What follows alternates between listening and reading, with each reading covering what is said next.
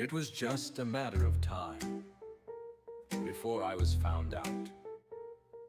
The apple may not have fallen far from the tree, but I was certainly no lawyer. A name? I had to give her a name, or the jig was up, something she could hang her hat on. It's Vice,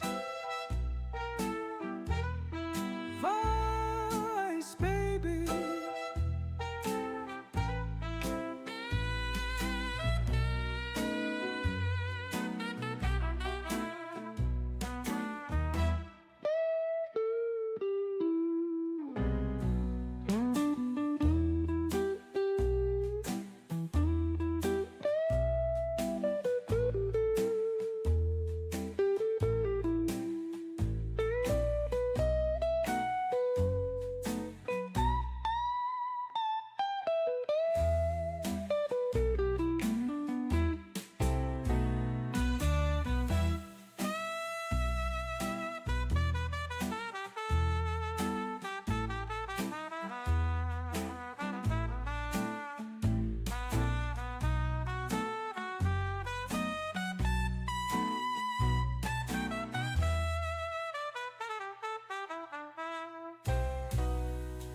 It's Vice, Vice, baby.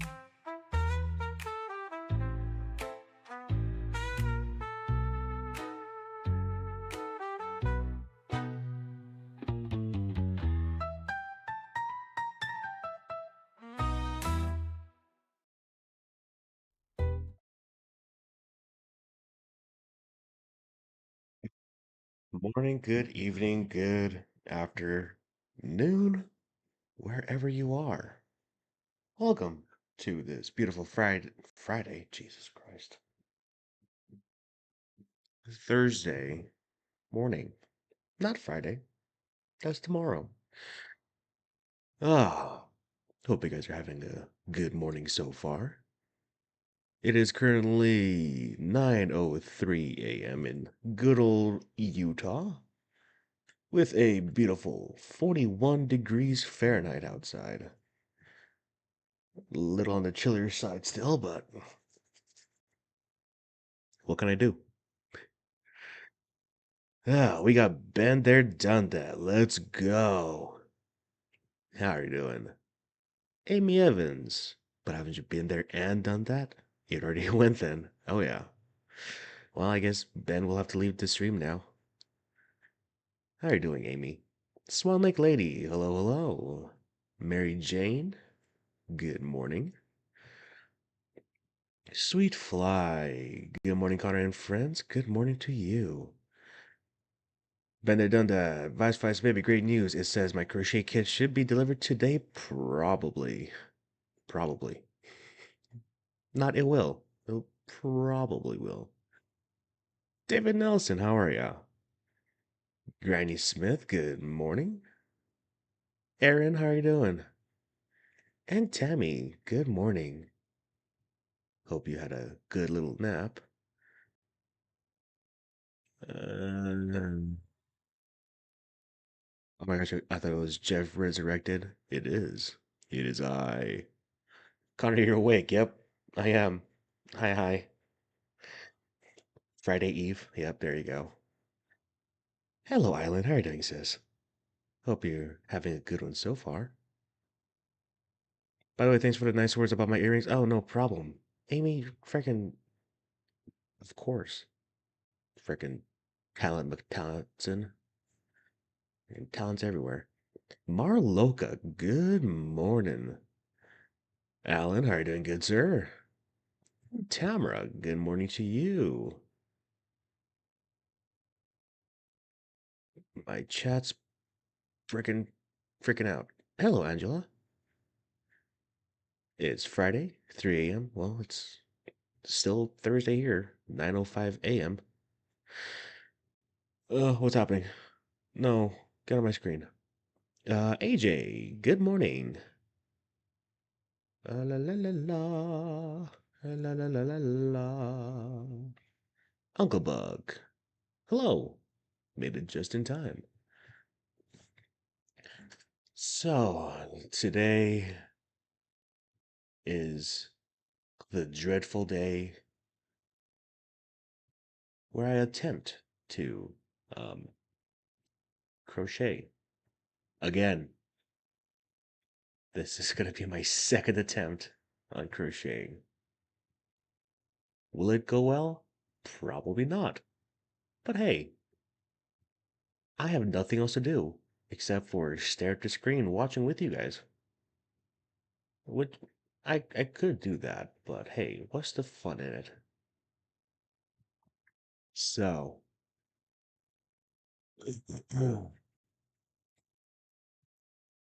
uh, for the people that have missed it, the thing that I will try to crochet is the Harry Potter crochet kit. And I really want to frickin' crochet Dobby because he's fun. Have a drink to loosen up your hands? Well, Mary Jane, I'm glad you brought up a drink because this morning I got some tea with me. My favorite tea to start the day with, in fact, is Samurai Chai Plu from thedragonstreasure.com. It has yerba mate tea, green rooibos tea, cinnamon, ginger, cardamom, orange, lemongrass, aniseed, mango pieces, natural spicy cinnamon flavor, natural almond flavor, pineapple pieces, and papaya flavor. Stick it with it. Good morning. Good morning. Good morning. But yeah, I think it's my favorite tea to start the day with. It's still a little hot. Okay, not too hot, but I'm perfecting pineapple matcha is going to be my drink of summer, I think. Ooh, that does sound good. Nice. Hello, Jill. I'm crocheting Valhalla Hamagami goat. Nice. But yeah, I think it's my favorite one to start the day off. And I panicked. Honestly, I panicked because oh shit, what happened?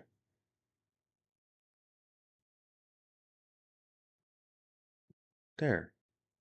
Wow. Good morning, D. What? But I was gonna say something, but I forgot. Oh, yeah, I was in a little panic this morning because got out of bed. I thought it was 8:55.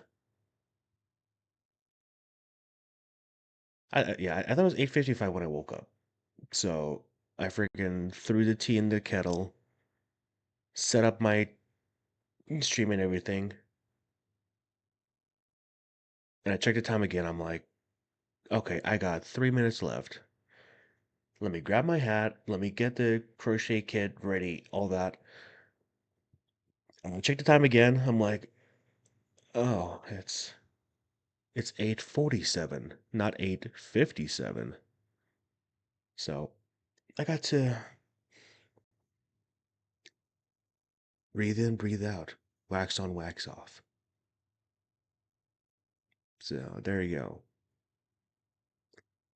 I love to learn, but my patience is horrible.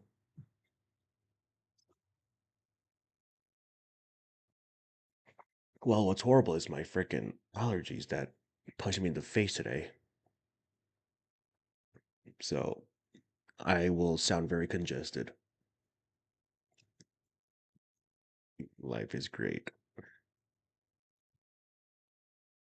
Hi, friends. I'm going to be working today, so I'll be listening and lurking in the background. Lots of love. Well, Jules, I'm glad you're here. And to other lurkers in chat, hope you guys are having a good one too. I did the wax on wax off the other day. Nice. But yeah, so today, let me move you guys up here. Today's title is SS El Faro sinking in Hurricane Joaquin back in 2015. So, before we start, please like and subscribe if you so desire. And if you guys are already subscribed, please double check that you still are because YouTube, that's what it's called, right? YouTube likes to kick people out. So, please double check and hit the bell notification so you can get all the notifications whenever YouTube decides to send out notifications. So you'll get notified and stuff. I'm still trying to wake up. Okay, Denise. Good as morning got to sleep in as they dog didn't wake me up until 7:30 Eastern. Nice. Nice. It's good to sleep in every once in a while. But speaking of notifications, and whoa.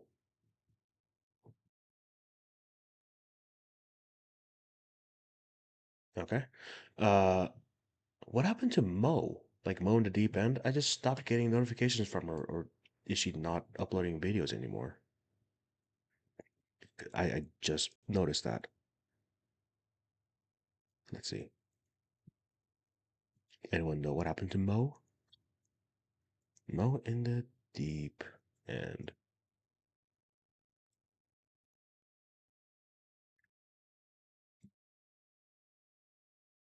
Oh, I guess she is still streaming. I just stopped getting notifications from her. Sweet. That's what it is. Oh, well, mystery solved. Mo had been doing Karen retrial. Alrighty. Cool. Well, got that out of the way. Let me move this microphone away. She's going shopping to get stuff for French onion soup. Ooh, that sounds good. I haven't made French onion soup in a while.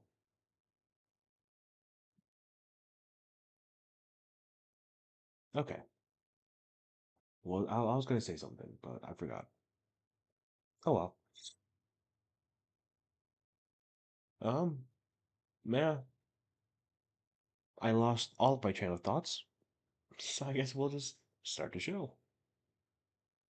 SS El Faro sinking in Hurricane Joaquin, 2015. Let's. No, stop. Okay. Stop forgetting. I'm doing my best, Mary Jane. I'm doing my best. Move. Whoa. Okay. Obviously, I'm not ready. That, that, that goes to that. Okay. Back there. And boom. There you go. Much better. Much better. Oh, I remember. Okay, so here's the protocol. I will be muting myself and I will unmute whenever I welcome or say goodbye to people whenever they come and go. And I will also insert my comments here and there whenever I feel necessary. But hey, grab a drink, grab some snacks, sit back, enjoy, and watch me get frustrated and hate everything. Okay, just keep walk calm. Here's hoping you find the right tracks for your train. I enjoy Moe's Petty Express. Moe's Petty Express is fun. Yeah. Anyways, muting myself.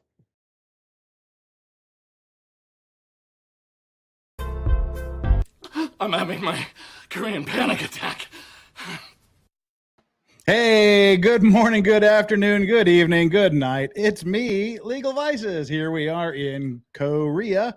It's 9:03 p.m. on this dark and freaking stormy Monday night in Korea. Wow. Where to start? Typhoon, I guess, is the place to start. Yes, Alan, I am here. We'll get to the typhoon in just a second, but first, I think we need to say, hey, welcome to the mods, Alan. So good to see you, Steph. Always good to see you here. What's up, everybody? And let's see, checking down through. Thanks for everybody that is joining me here on this morning, afternoon, evening, night, whatever it is, wherever you happen to be. We are going to have a good show. It looks like we should be able to do 2 hours uninterrupted by weather. Well, Diwa, cannibalism will probably be coming soon. I don't know which videos those are, but I'm sure they'll come soon. Because the typhoon is just now in the past hour or so. We've just kind of now entered into the direct effect zone. Granny Smith, please tell me you're wearing the same hat. So the answer is yes and no. It's from the same company, it's the same style, but it's the different model. Because the model he's wearing is sold out for my size. So I think I got the Model 1, if I remember correctly. So he has Model 2, and I got a Model 1, I think. So to answer your question, it's yes and no. So it's really not going to get bad for another couple of hours. It's getting windy as hell out there. I mean, that's for sure. I'm going to email a video to myself, and then we can check it out. If I can, it's a high resolution video. I have a different way of doing it. I'm going to send it to myself another way. And then we can check out this video that I just took a few minutes ago. Because what I'm doing is I'm putting together some videos of this, and I'll put together a compilation and just release that as a standalone video, so you can see kind of how the day progressed. All right, let me send that to myself. Of course, why is it waiting to send to myself? Oh shit! Okay, that's why. I forgot when I was having my freezing issues. I unplugged my router in this room, so I don't get Wi-Fi in this room right now. Thunder flooded typhoons to get blizzards? Yeah, pretty much, David. Oh. If you decide to keep the diffuser train motive, Amazon has a diffuser that is train shaped and puffs out the mist. I got one for myself and my nephew. Ooh, nice. No hate, only glare disappointedly at those who don't like when reminded. Yeah.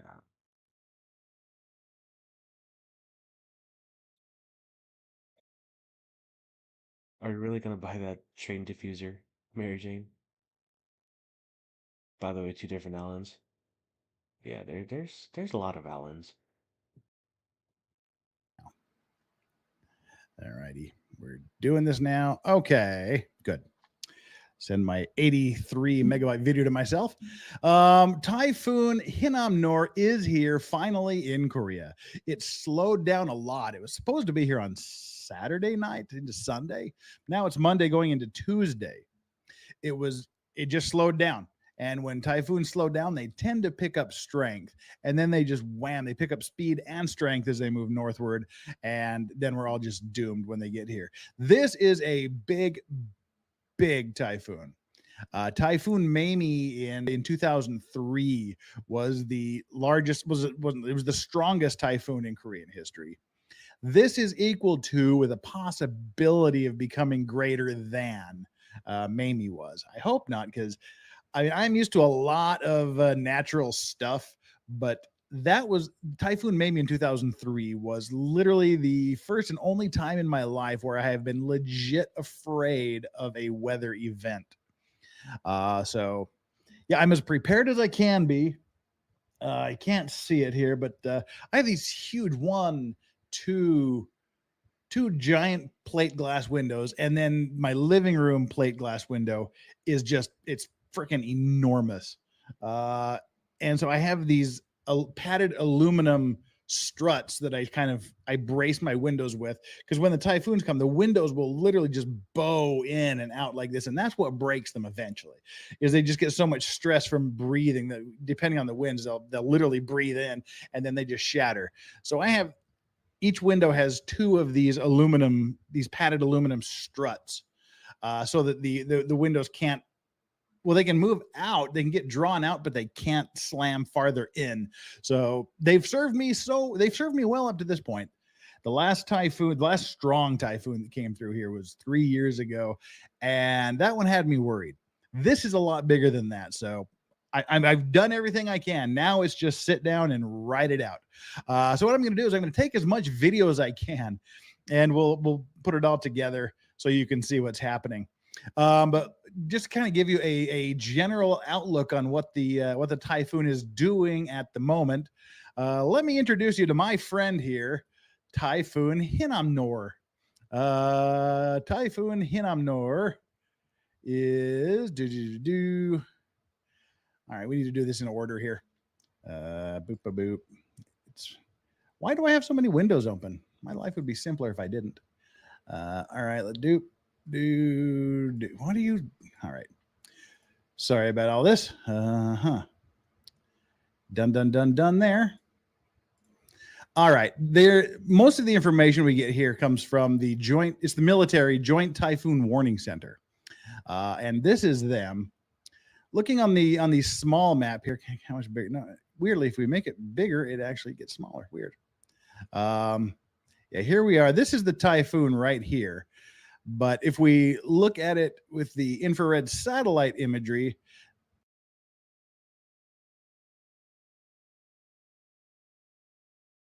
I'm confused, Amy. What do you mean I could start the video for the magic circle? I'm confused. I learned how to crochet by watching YouTube videos. Just ideal look to see if there is a video of the same one you have. Well, Jill, I was just about to do that. Watching him look through the instruction is amusing. Okay. Interesting. that opens up in another new window. How nice. So I get to close that window and then open up the new window. You're so helpful. There we go. That is what she looks like as of 6 o'clock. So 7, 8, 9, 10, 11, 12, 1, 2 p.m. 7 hours ago. This is what the typhoon looked like 7 hours ago. Kind of bring that up. This is a big one. It goes all the way down to past Taiwan, all the way China. It's just cutting the corner of Japan, and it's the end of the band goes up here into North Korea.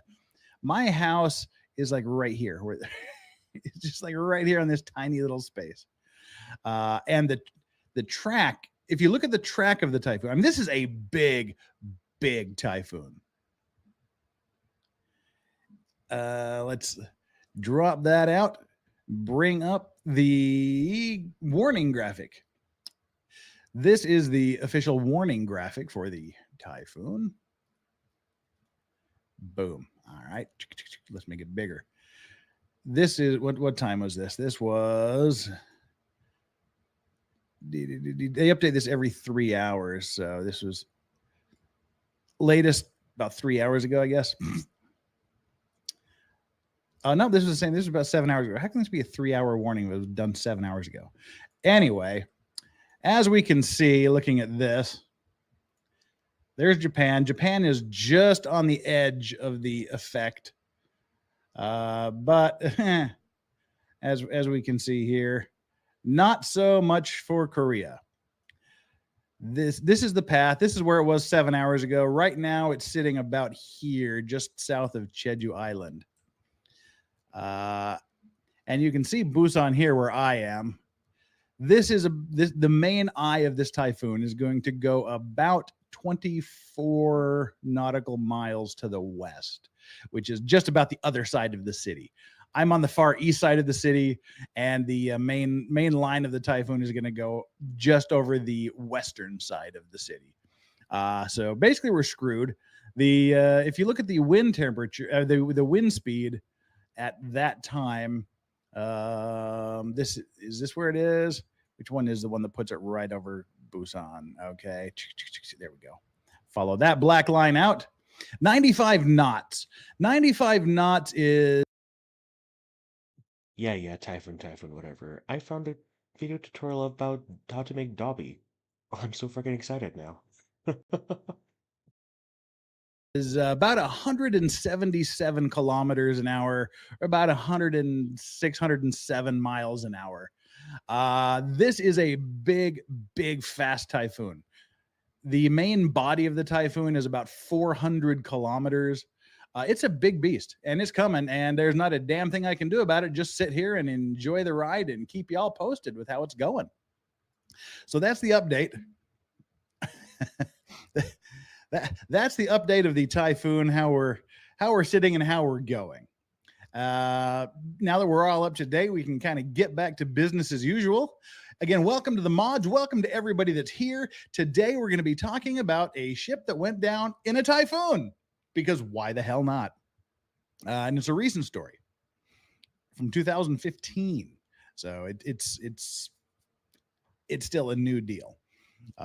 Flux started off the super chats with, thank you so much for the super chat, by the way, Flux. Coffee, my pup, couch, favorite stream, and no pants. Pants are prison, yay for holidays. Yeah, we got a typhoon holiday. Got to leave work at 5 o'clock today. Ooh, thanks for the extra hour, boss. And we don't have to come into work until 1 p.m. tomorrow. Great. The country may still be going to hell at 1 p.m., but at least we can stay home until then. What do we got here today for me? We've got the official Johnny Depp Mega Pint Legal Vices Pimp Cup loaded with a rum and coke, or as the swankier folk call it, the Cuba Libre. There is a lot of Cuba in my Libre here tonight, so just getting into party mode. Had myself a typhoon pizza, whipped myself up a pizza earlier. It was pretty damn good, if I do say so myself. So I'm ready to jump in and do the show. We've got Typhoon Hinamnor, and if I hear anything going on out the window, I will let you know. Oh, I was going to show you the video, wasn't I? All right, let me bring up the video I just took out my window just a few minutes before I started. Sorry for the rambling thing. I've literally the last 4 hours have been me getting ready for the typhoon, including feeding myself and cleaning up and bracing shit. But we are ready to go. To get the message I sent to myself. The quality is going to suck. It was 80 megabytes. Now it's 10 megabytes. Dump this down. I'm sorry for the delay here. I should have thought about doing this just a little bit earlier. Typhoon. We'll call this video phone. All righty. Now, let me bring up it's not this dramatic. It's probably not worth showing, but there is phone video. Oh, shh. All right, hang on here. God dang it. I am just about ready. Good morning, Peachy Peaches. How are you? As soon as I pull my head out of my keister. And what we're looking at, in this picture,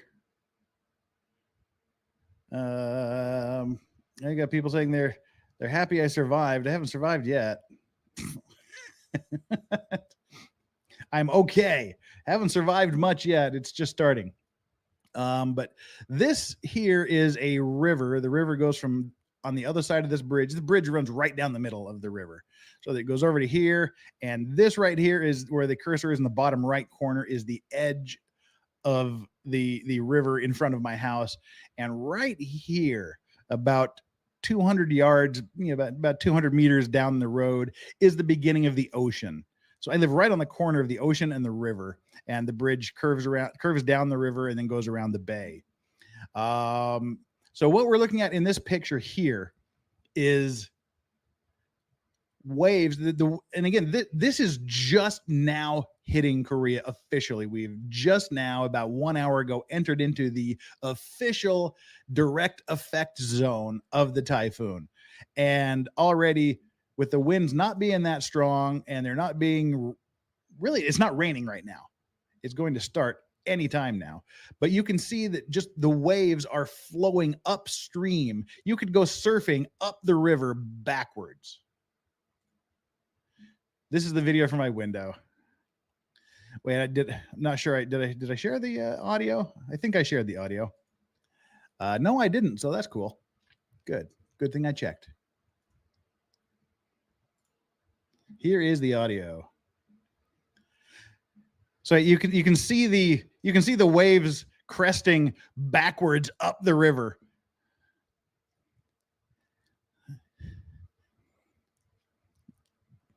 And these are giant tetrapods.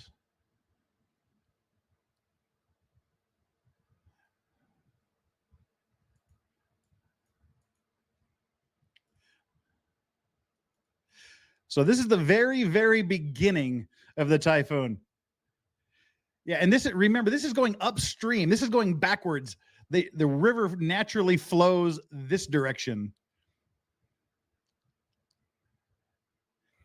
So yeah, I just stuck my head out the window and filmed this just a few minutes before we started.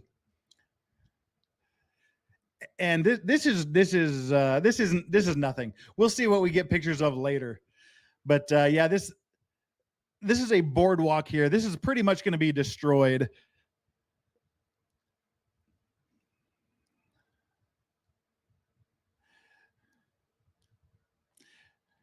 So yeah, it's pretty good so far.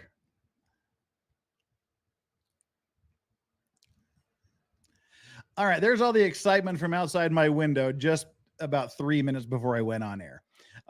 If need be, I'll call Amber Heard and she can come and rescue me. We'll get a Mira rescue if we need it. All right, now that we've got all that out of the way, I swear to God, we'll get down to business here now. I do see a super chat, but why is it not showing up on StreamYard? Interesting. That's because we already did it. Stupid thing. MMS, do you have extra water on hand for you and the pups? Oh yeah, we got. Good morning, General T. How are you? We got tons of water, and my water has never ever gone out here in Korea. But now that I say that, we're probably going to lose water for about 6 months. That's good. All right. Now, where we're going today, because it's a typhoon day, I thought we'd kind of stick with the typhoon theme. We're dealing today with the El Faro disaster. Now, the El Faro it was operated by Sea Star Line, and it was registered in Puerto Rico. Good morning, Melissa. Hope you're doing well. But it did most of its work in the U.S. And it was a roll-on, roll-off cargo ship, which basically means it was a car carrier. They carried vehicles that literally rolled on and rolled off. It's a big ship. It's 791 feet long. It's 800 feet. That's 241 meters long. It's 29 meters wide, 94 feet wide, and below the waterline, it would have 42 feet or 12.8 meters of draft. So that's kind of the general size of the ship. It was 31,515 tons, which that's an average. It's not a huge ship, but it's not a small ship either. It was 31,515 tons. It was built in 1975, so it was a relatively old ship.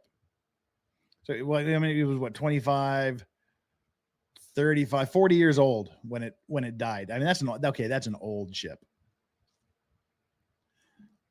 So this event started with Typhoon Joaquin, Hurricane Joaquin. Sorry, hurricanes are in the Atlantic, typhoons are in the Pacific. So it started with Hurricane Joaquin on the 1st of September, or the 30th, I guess. The 29th, 30th of September was when it all started. But it was off the eastern coast of the United States. And this typhoon is pretty much the same strength as the typhoon that is just now about to come and kick my ass. So that's kind of why I did this. That was one of the reasons why I did this. So Joaquin became a hurricane by 8 a.m. on September 30th, and then it rapidly intensified. Through up into the morning of October 1st, the storm tracked southwest, so it was going towards Florida. By 11 p.m., the storm had reached Category 3 intensity with max.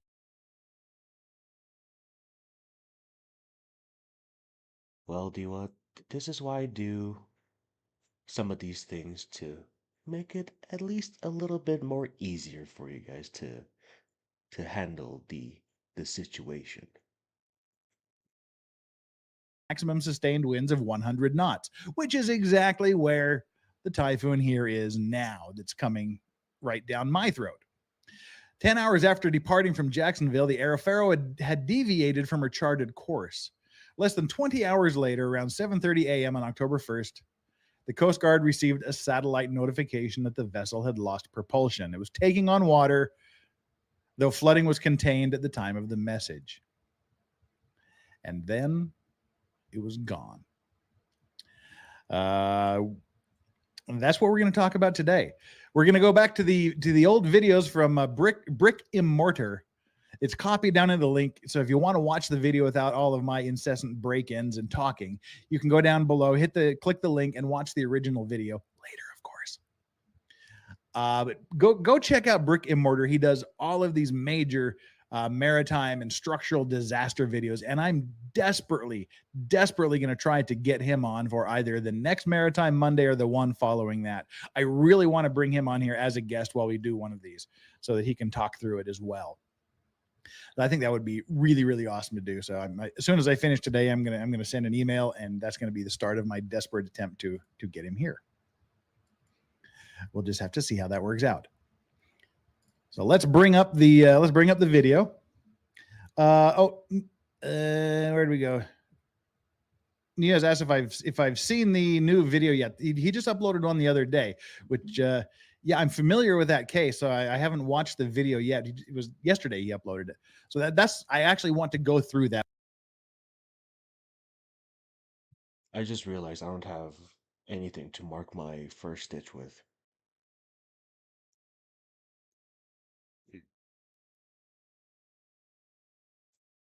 With him. That's the one I want to go through with him, and I want to watch it for the first time with him. Hello, CMB. Welcome, welcome. So we'll see if it works out. I hope I can get him on. That would be great. Well, as we jump into this typhoon here, we already did Flux. Flux, you get a twofer. Good for you. Andrew Maggard, Amber only pledges to rescue you. Yeah, Mira's probably the only Neptunian that can't swim. I wish I was drunk. How are we? Hope all is well. All is well so far. It's quiet. Peachy Peaches, I'm attempting to make Dobby. And Mary Jane, I saw 3 different thing tutorial to start. What? I watched 3 different tutorials and like how to start things, and towards that they said make sure you have like paper clip or safety pin, whatever, to mark your first stitch. I'm like, I don't have any. It seems important, but I don't have any. almost too quiet outside. Dun, dun, dun. All right. As we begin this, we have to do the traditional grift. Wow. Baby doll, thank you for your super chat. What? HDT. The only thing Jeff swallows is legal vices booze.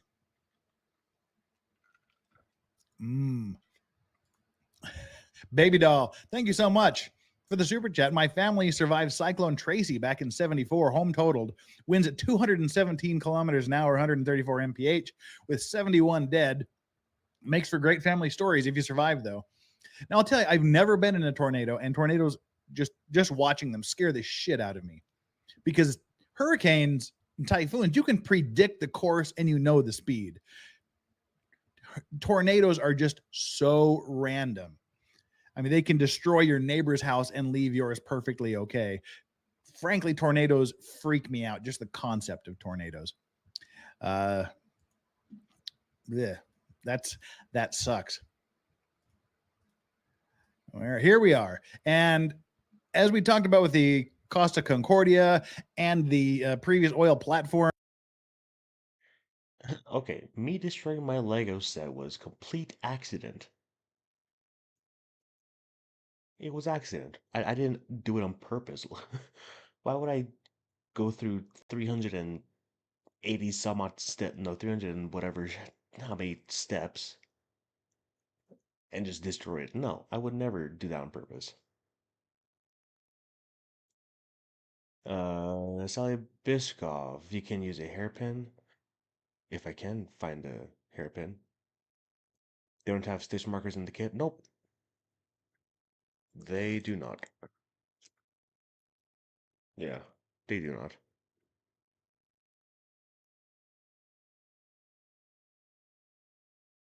But anyway. Farm story we did. There's a title. I'm trying, Mary Jane. I'm trying. I'm trying to find stuff. Title here that makes all the difference. Disastrous indifference. So you can kind of get an idea where this is going. God, Mary Jane, look what you made Jill do. Oh, look what you made me do. Get out of here. Jill, hope you have a good night. Thanks for popping by. Ghost's probably had something you could use. Maybe. I'm looking for stuff. Going already. When the title of the video begins with disastrous indifference. Are you connecting me through to a QI? That's what I'm getting right now is seeing who is on call, and I'm going to get you right to them. Give me 1 second, sir. I'm going to put you on a quick hold. So 1 moment, please. Your rank? Ship's master. Okay, thank you. So this is the captain making this emergency call. The captains are called masters. Ship's name? El Faro. Spell that. E-L. Oh, man. The clock is ticking. Can I please speak with a QI? Got it, sir. Again, I'm going to give you reach right now. 1 moment, please. Hi, good morning. My name is... Just give me 1 moment. I'm going to try to connect you now, okay? What's the data, sir? Okay. Okay, 1 moment, please. Hi, thank you for Oh, waiting. God. Just really briefly, what is the problem you're having? I have a marine emergency, and I would like to speak to a QI. We had a hull breach. A scuttle blew open during a storm. We have water down in 3 holes with a heavy lift. We've lost the main propulsion unit. The engineers cannot get it going. Can I speak with a QI, please? Yes. Now, this is the same thing that happened with the oil platform, with the oil rig. It lists to one side, and all of the water that's in that hold, all of the oil that's in the oil tanks, everything goes over to that one side and makes things really, really bad unless you pump it out. They have no propulsion. The ship is basically adrift in the typhoon. Yes, thank you so much. 1 moment. Originally known as the MV Puerto Rico, the El Faro was hull number 670, completed in 1975 by Sunship out of Chester, Pennsylvania. Ownership changed hands multiple times. In 91, the vessel's name changed to Northern Lights, then in 06 renamed to El Faro, or the Lighthouse in Spanish. Much of this was essentially reorganizations of the original Totem Ocean Trailer Express out of Tacoma, Washington, eventually becoming Tote Maritime out of Jacksonville, Florida. Operated by Sea Star Line, a subsidiary of Tote Maritime and registered in San Juan, Puerto Rico, the vessel specs were a length of 790 feet, a width or beam of 92 feet, a draft of 20 to 29 feet, and a height of roughly 157 feet above the waterline. A GE steam turbine power plant generated 30,000 shaft horsepower to a single screw. This provided a top speed, in its original configuration, of roughly 25 knots. The ship would have a crew capacity of roughly 30 to 35. With a gross tonnage of about 17,500, the El Faro had a net capacity, or the ability to carry, up to about 11,400 tons, between containers and roll-on roll-off trailers and vehicles. It would have a replacement value of $36 million US. This vessel and her sister ships El Moro, the Nose, El Yunque, the Anvil, Greatland, and Westward Venture, all of the same era, were Ponce de Leon class vessels, a unique class of ship exclusively from Sunship, also known at the time as trailer ships. Built originally for roll-on roll-off cargo, under typical charters, semi-trailers rather than stacked containers comprise the majority of cargo carried on the main deck. Ro-ros of all kinds have been fraught with issues historically, for many different reasons. Yeah, that's true. I mean, we have the one that just burned and sank with all of the luxury cars on it a few months ago. My firm has been involved in 2 car carriers that have gone up in flames. I mean, you're dealing not only with the ship's electronics, the ship's chemicals, the ship's problems. You also have all of the electronics and things in all of the different vehicles and containers and things that are on board that ship. So if you have 400 cars, you have 400 batteries, 400 electrical systems, 400 everything to worry about. And with this, where this was basically what would happen, as they explain, we'll talk about a little bit more later, they would just roll the big container trucks, the big semi-container trucks on, they drop their trailer, and then they just drive off. So you have just all of these trailers lined and stacked up, and a lot of them are refrigerated, which constantly is running electricity. So you can get problems that way. Crews lacking in seafaring knowledge, lacking maintenance, vessel instability due to modifications, and that's just to name a few, giving rise to the type's nickname in the industry, roll on, roll over. While operating in Totes Alaska routes, the El Faro, still the trailer ship Northern Lights at the time, would receive what the Coast Guard determined. Yes, you can see the containers stacked on the back of the. Okay, let me catch up on chat real quick. It was in yesterday's stream around 207-minute mark. Yep. That is when I tried to make a Lego piece fit into its spot, and I push a little too hard that it just explodes. I also clipped it, which is fun. Is Ghost's Papa Wig? She's at school. I'm not crying, chat's crying. Well, D what we're here for ya. Horrible kid, rude to not provide him.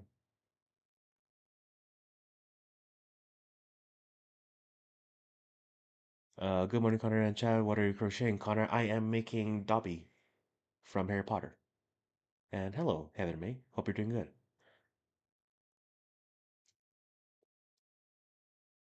The nose was named after Cicada. I didn't give up. I found a hairpin.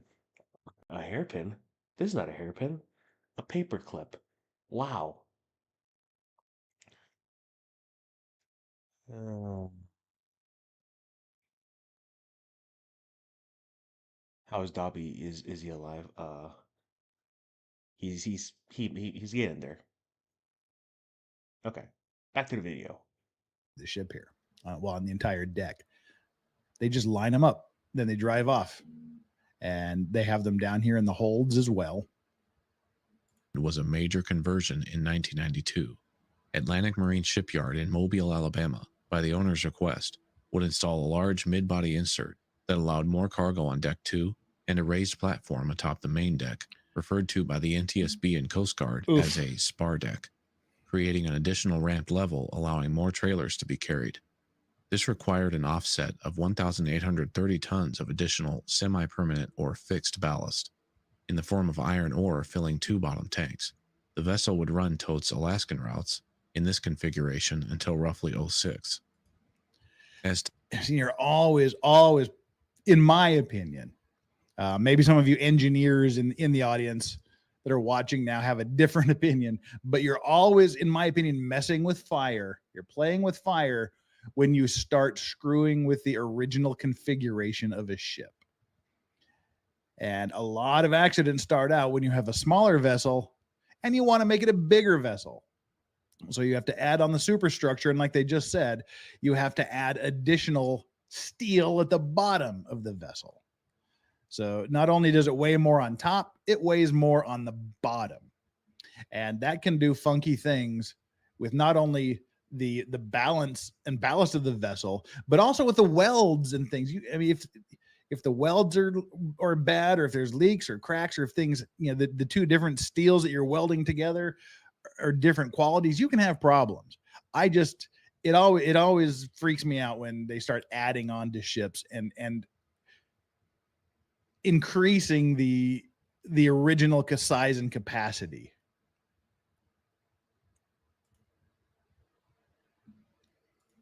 Times changed, though, the proliferation of the cargo container and intermodal transportation, moving them relatively quickly between ship, rail, and road, became nearly impossible for shippers to ignore.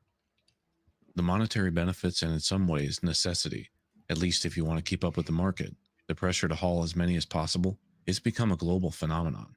Many container ships of today were various other platform types modified to meet this demand. Bit of a side note here, prior to becoming the Alfaro in 06, the Tote Company assisted in Operation Iraqi Freedom in 03. The Northern Lights, chartered by the U.S. Military Sealift Command, hauled Marine Corps rolling stock, war equipment, and materials for rebuilding in Iraq. In 06, when the vessel's name was changed to Alfaro, and as with other Sea Star Line Ponce-class vessels, it would be converted from Ro-Ro to Ro-Con, or Conro, a roll-on, roll-off container ship hybrid of sorts. The work performed again by Atlantic Marine Shipyard in Mobile. With the mezzanine-type platform removed, the main deck would be made compatible with today's most common general-purpose containers, and especially electric refrigerated containers, crucial to Puerto Rico's food-grade product supply chain coming from mainland U.S. Vehicle stowage would remain below, spread out between decks 2, 3, and 4. The main deck needed heavy reinforcement, though, and support foundations to accommodate stacked containers for this now lift-on, lift-off configuration, or LOLO. This added even more weight regardless of removing the platform and ramps. This and the additional cargo carried on the main deck. Salty Buddha says, didn't like maritime law, but I'm here to leave a like. Even more Thank you so much. Ballast in bottom tanks, another 4,875 tons of iron ore. However, this time the Coast Guard and its Marine Safety Center, or MSC, wouldn't consider this a major conversion like they did with the modifications back in '92. They'd intended to when the project was initially proposed, but Tote, or Totem at the time, their Vice President of Marine Operations, sent multiple requests urging the MSC to reconsider. According to the MSC, when a vessel undergoes a major conversion, it's considered a new vessel and must be brought back into compliance with all standards on the contract date of the conversion. Given the potential cost and schedule of a major conversion determination, MSC recommends that vessel owners seek a determination early in the planning process. Requirements like drawings showing before and after vessel conditions, description of modifications including changes to length, beam, depth, height, lightship displacement, deadweight capacity, passenger capacity, and on and on. It becomes obvious the short-term advantages for a company looking to skirt these regulations. The 06 modifications would significantly increase cargo capacity, change the vessel. Hi there, mate. Connor, what are you crocheting? That is cool that you're learning that. Did you put aside your Lego project for a bit? My last Lego thing I did was yesterday. I accidentally broke it. I got frustrated, so I threw it away in the trash. So I am out of Legos. That's why I'm doing this crochet thing. And I'm making Dobby from Harry Potter. vessel's maximum allowable draft by an increase of over 2 feet, reduced freeboard, which lowered hull openings closer to the waterline due to the much lower load line, all major stability changes. And that's where you're starting to get into trouble because, as they're saying, this is a roll-on, roll-off vessel. The side of the ship opens up, and these giant ramps come down, and the ships drive into the cargo hold part of the vessel. I mean, the cars and trucks and semis will drive into the cargo hold part of the vessel and then drive off again. And what you're doing by adding all of this extra weight is you're bringing those doors and that ramp closer to the water. That's where you start getting into problems. Despite all this, though, the MSC pulled their proposal to class this as a major conversion, as was the case previously in similar conversions with the El Yunque and El Moro. Those are old ships. A former master with 25 years' experience captaining these Ponce-class vessels, in later testimony stated, the Sea Star ships, when you talk about structure, they were row cons, so the containers were on the upper decks, and with a heavy load of cargo, they would be a tender ship as opposed to a stiffer ship. A tender ship is a little bit more of a different animal to handle, especially in rough conditions." End quote. The differences between what's referred to as a stiff ship versus a tender ship in the world of seafaring are quite substantial. From FAO.org, a stiff vessel tends to be comparatively difficult to heel and will roll from side to side very quickly and perhaps violently. The terms violently and quickly used in this instance because its power to return to horizontal is so great that it happens immediately, and a tender vessel will be much easier to incline and will not tend to return quickly to upright. The time period taken to roll from side to side will be comparatively long. This condition is not desirable and can be corrected by lowering the vessel's center of gravity. Yeah, because you want the ships, if they roll, you want them to come back to center. And if they sit high in the water and you have all of the weight up top, all you're doing is making sure that ship will list to one side and not get back to where it needs to go. You need to have it so it'll go from side to side and recenter itself.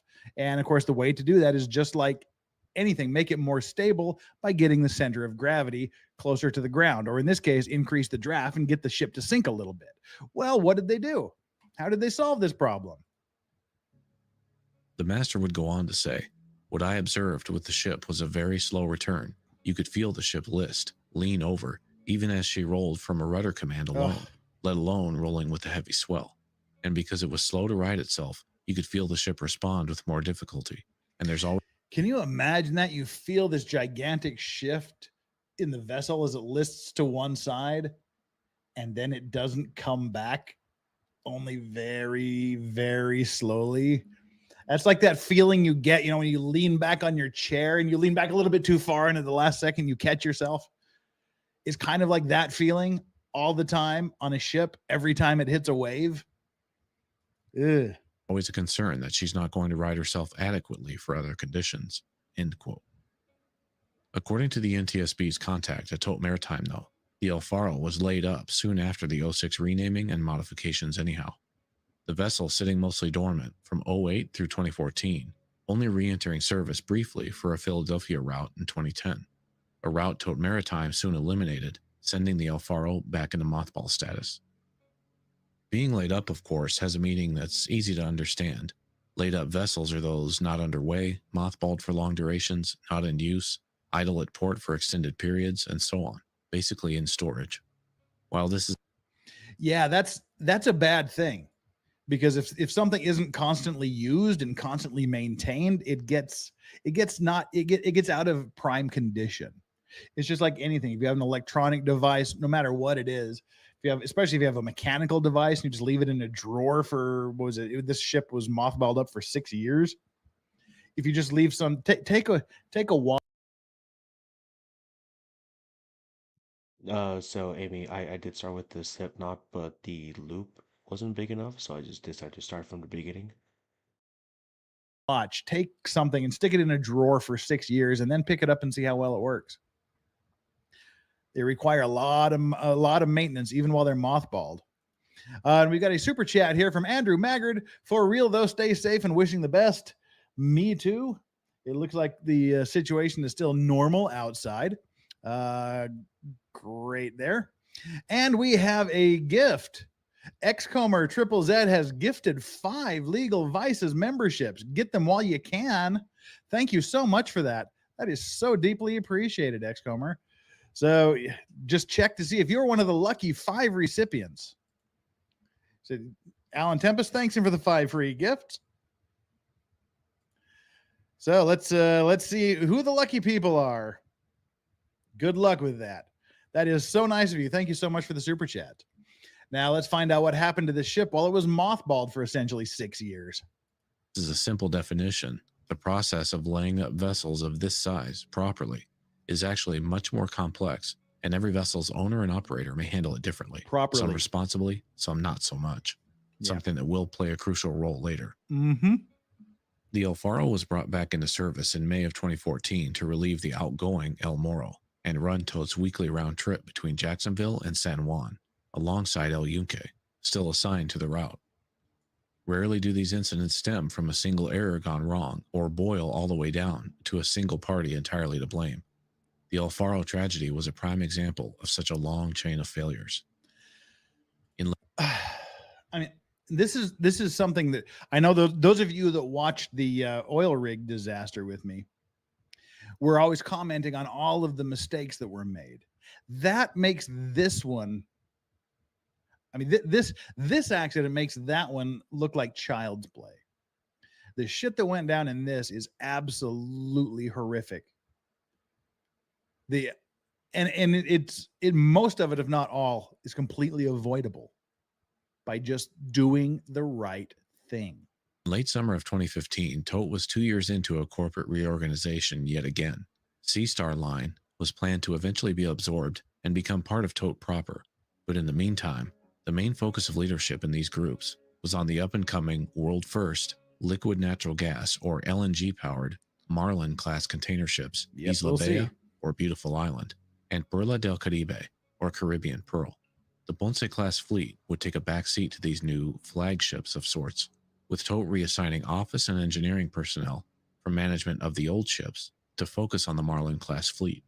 For example, a director of safety and services previously from the Ponce fleet had been tasked with direct oversight of the LNGs as they were being prepped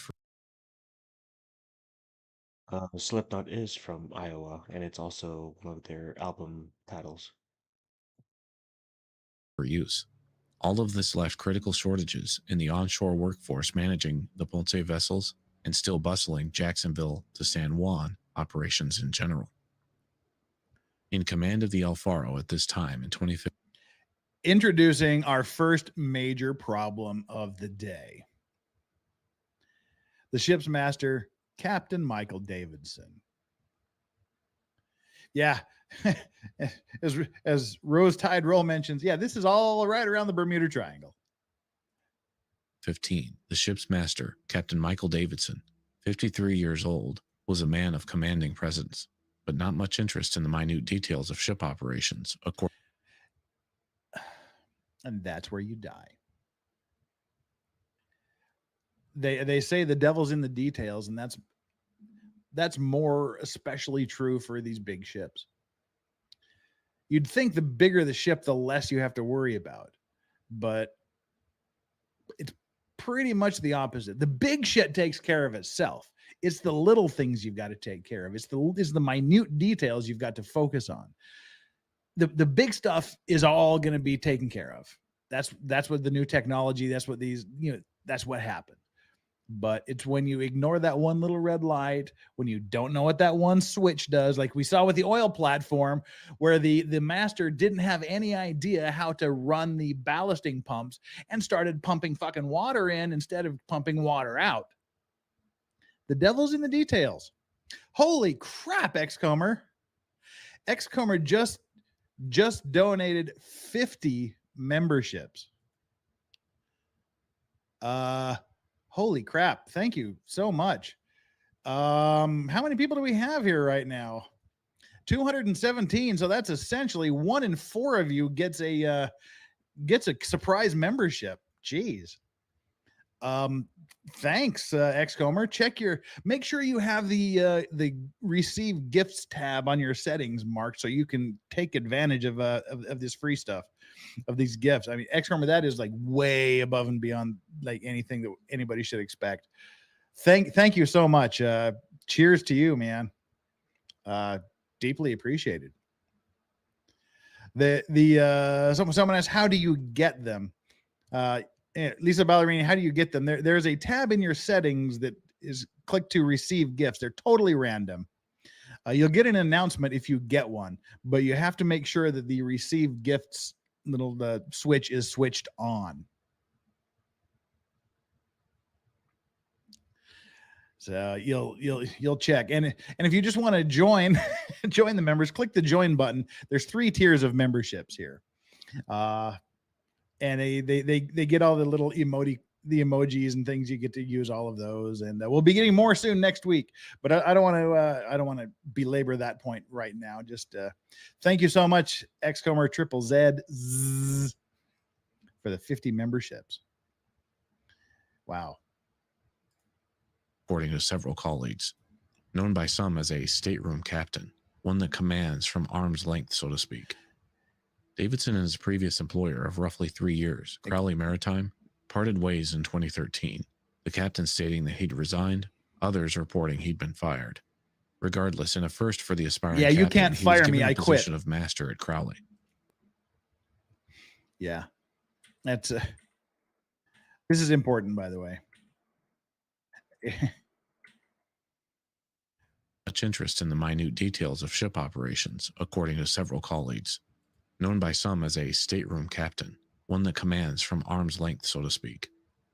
Davidson and his previous employer of roughly 3 years, Crowley Maritime, parted ways in 2013, the captain stating that he'd resigned, others reporting he'd been fired. Regardless, you can't fire me, I quit. That sounds like that's kind of what that situation was. At first for the aspiring captain, he was given the position of master at Crowley. Later on, when a large vessel under his command showed signs of disrepair and was unable to steer under its own power safely, Davidson ordered 2 tugs to move the ship safely into port, reportedly against the wishes of his former employer. This said to be the reason he and Crowley parted ways. See, now that doesn't make any sense. Your ship is drifting, you can't steer, you have no maneuverability, so you do the right thing and get 2 tugs that push you in. Why the company would say no to that other than a costs thing, and tugs aren't that expensive. I can't imagine. That doesn't make any sense to me. And I tried to find some more information about it, but there was really nothing too pertinent out there. But it just doesn't make sense that he would do what I would think would be the right thing, and the company would fire him for having 2 tugs push the boat safely into port to the berth. I'm not buying that story, and that's probably the story that he put out. Starting at tote as 3rd mate in May of 2013, Davidson would climb the ranks quickly, achieving his first vessel command by that summer. The quote, sudden termination of senior officers on the Rokon sister vessel El Moro provided this opportunity for Davidson until his command changed to El Faro in May of 2014. So it's basically battlefield promotion. Lowest guy on the totem pole finds himself way up there because everybody above him went somewhere else. The El Moro scrapped soon after El Faro took over that same year. In addition to the sudden termination of officers aboard El Moro, there had also been much drama surrounding the Ponce fleet command structure in general. The Ponce vessels earning a reputation of being rust buckets. Well, yeah, they do look like shit. And I mean, this ship was 39 years old when it was put back into service, and it had been refitted twice. There's a lot of rust buckets out there. Really. I mean, that's literally the first question that I ask is when I hear that a ship sank or that there was some major problem with a ship. That is the first question I ask. How old was it? And there's a lot of 30, 40-year-old ships out there. There's some that are even older than that are kept well, that are well upkept, but a lot of them, they just let them rust to death. And then finally, after there's no possible way for them to get safety certificates, if they just sell them to the worst third world country that's out there to handle ships, and even that ship can't find someone to flag them. then they just they scrap them. And I mean, there are some shady places out there to get your ships flagged, that have no connection whatsoever to land. Like like just off the top of my head, a place that has a ship registry is Mongolia. Mongolia has a huge ship registration service. It's just for the money. There's clearly no ocean anywhere near Mongolia. So you get these places that are the less reputable places that give the flags to anything, basically. But sometimes even they won't give a flag, and that's when the owners just have no alternate course of action other than to scrap the ship. So you can get some of these old ships that are 40, 50 years old that are literally falling apart. And I guess that's kind of the reputation that this place had. Meant the up-and-coming Marlin-class vessels caused a good bit of turmoil amongst those, quote, still stuck, manning the old fleet. In summer of 2015, 2 Ponce masters suddenly resigned, one from El Yunque and another from El Faro. Each ship has more than one master, alternating and allowing for time off, etc. The master that resigned from El Faro stating he did so due to, quote, all the drama that is going on aboard El Faro. This was amongst around roughly the same time. Chief mates caught sleeping on the bridge while underway, lax training, evaluation, and maintenance practices, safety equipment and drills severely lacking on all the older ships. Falling asleep on the bridge is a huge thing. You get these people in the middle of the night. They have the overnight shifts, the overnight watches in a big black empty sea. They didn't sleep enough, or they just get bored. They fall asleep and bang, they end up hitting something. Not uncommon. It was beginning to take a toll on the entire Ponce fleet. Amy, why does the Streamlab thing keep yelling at us? Because you guys are degenerates, that's why. From a mechanical and personnel standpoint. And because I told it to say that every so often. I suspect these were factors in El Moro scrapping. All of these older vessels were, by this point, tired. Tropical Storm Erica formed in late August, and out of an abundance of caution, the El Faro chose an alternate route during a routine voyage to San Juan. Captain Davidson, in an email to management, stating, the El Faro will transit the Old Bahama Channel en route to San Juan, Puerto Rico. Although this route does add an additional 160 miles, I am confident that it offers a safer sea passage compared to our normal offshore route. End quote. This would cause a delay in delivery, but they would safely avoid the developing tropical storm. Important to note here is that despite Tote's many shortcomings that we'll continue to discuss later, and despite their reputation and company motto, on time every time, management would respond to Captain Davidson's heads up with approval and without hesitation. Thanks, Captain Mike. Good plan. Stay safe.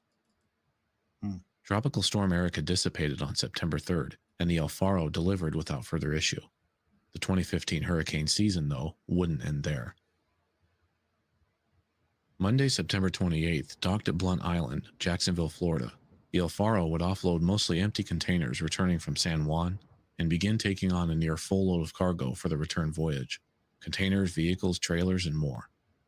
The crew consisted of 27 Sea Star Line personnel, and Tote had plans for yet another conversion to the El Faro. It was due to be sent back to Alaska routes in the potential future, so much of the related deck, electrical, and piping work was being performed with the vessel underway. Performing this work was a group of 5 Polish nationals known in the industry as a riding crew, a group of contractors on board since August, performing this work separately, while the vessel carried on with routine voyages. They would be supervised by an experienced engineering representative from Tote. 6 personnel on the riding crew total. This brought the total souls aboard the El Faro to 33.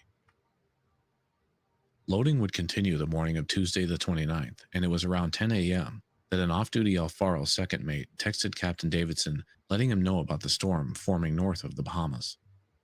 That afternoon, a Tote terminal manager on the docks noticed the greatest list he'd ever seen during a loading operation. And see, this is interesting. You can see the ship listing here in the picture.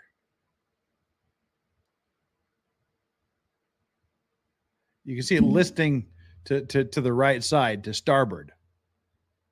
It's not supposed to be doing that. It's supposed to be straight. So, you know, this doesn't look like much, but it is.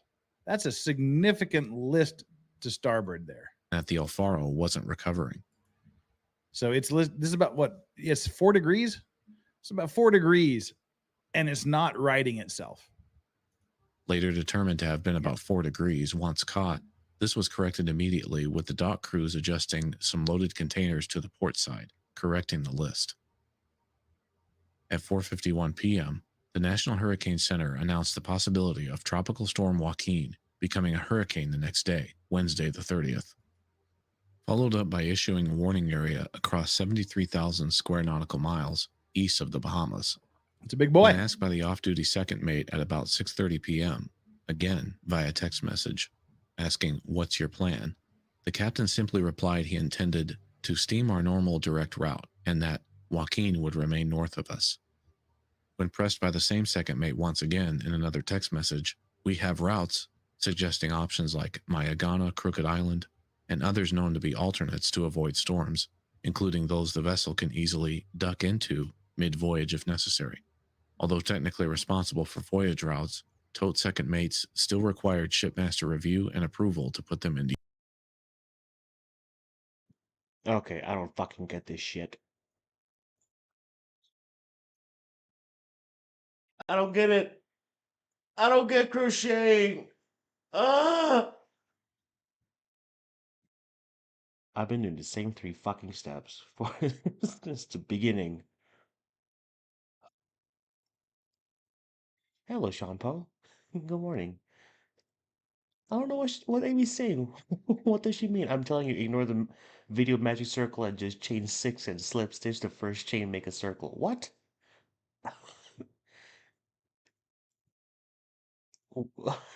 What part? Every part. Ah.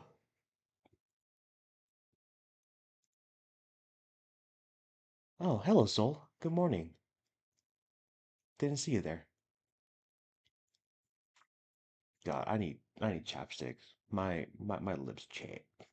My lips dry. Use. 7:30 p.m. Tuesday the 29th, and the El Faro was loaded, pulling away from the pier by 8:07 with 241 food-grade containers, 238 of which were refrigerated or. Okay, again, remember what I was saying about these refrigerated containers. There was, what did he say? 238 refrigerated containers. Every one of those 238 containers is running electrical equipment. Every one of them is plugged in somewhere and keeping itself refrigerated. So that's more stuff you've got to keep in mind. You've got to keep track of. You've got to monitor, including all of the cars and container and trailers that are under the hold. 241 food-grade containers, 238 of which were refrigerated or reefers, 118 trailers, 149 vehicles, 391 standard shipping containers, a few miscellaneous items like cargo on pallets, and 600 tons of fructose in container tanks. Yes, Dobby will end up in the trash soon. Yes, I know how to make the first slip knot. Gonna send you my second switch order. Thank you. Thank you. The hook and pull through, that's 1 chain, do 6. I'm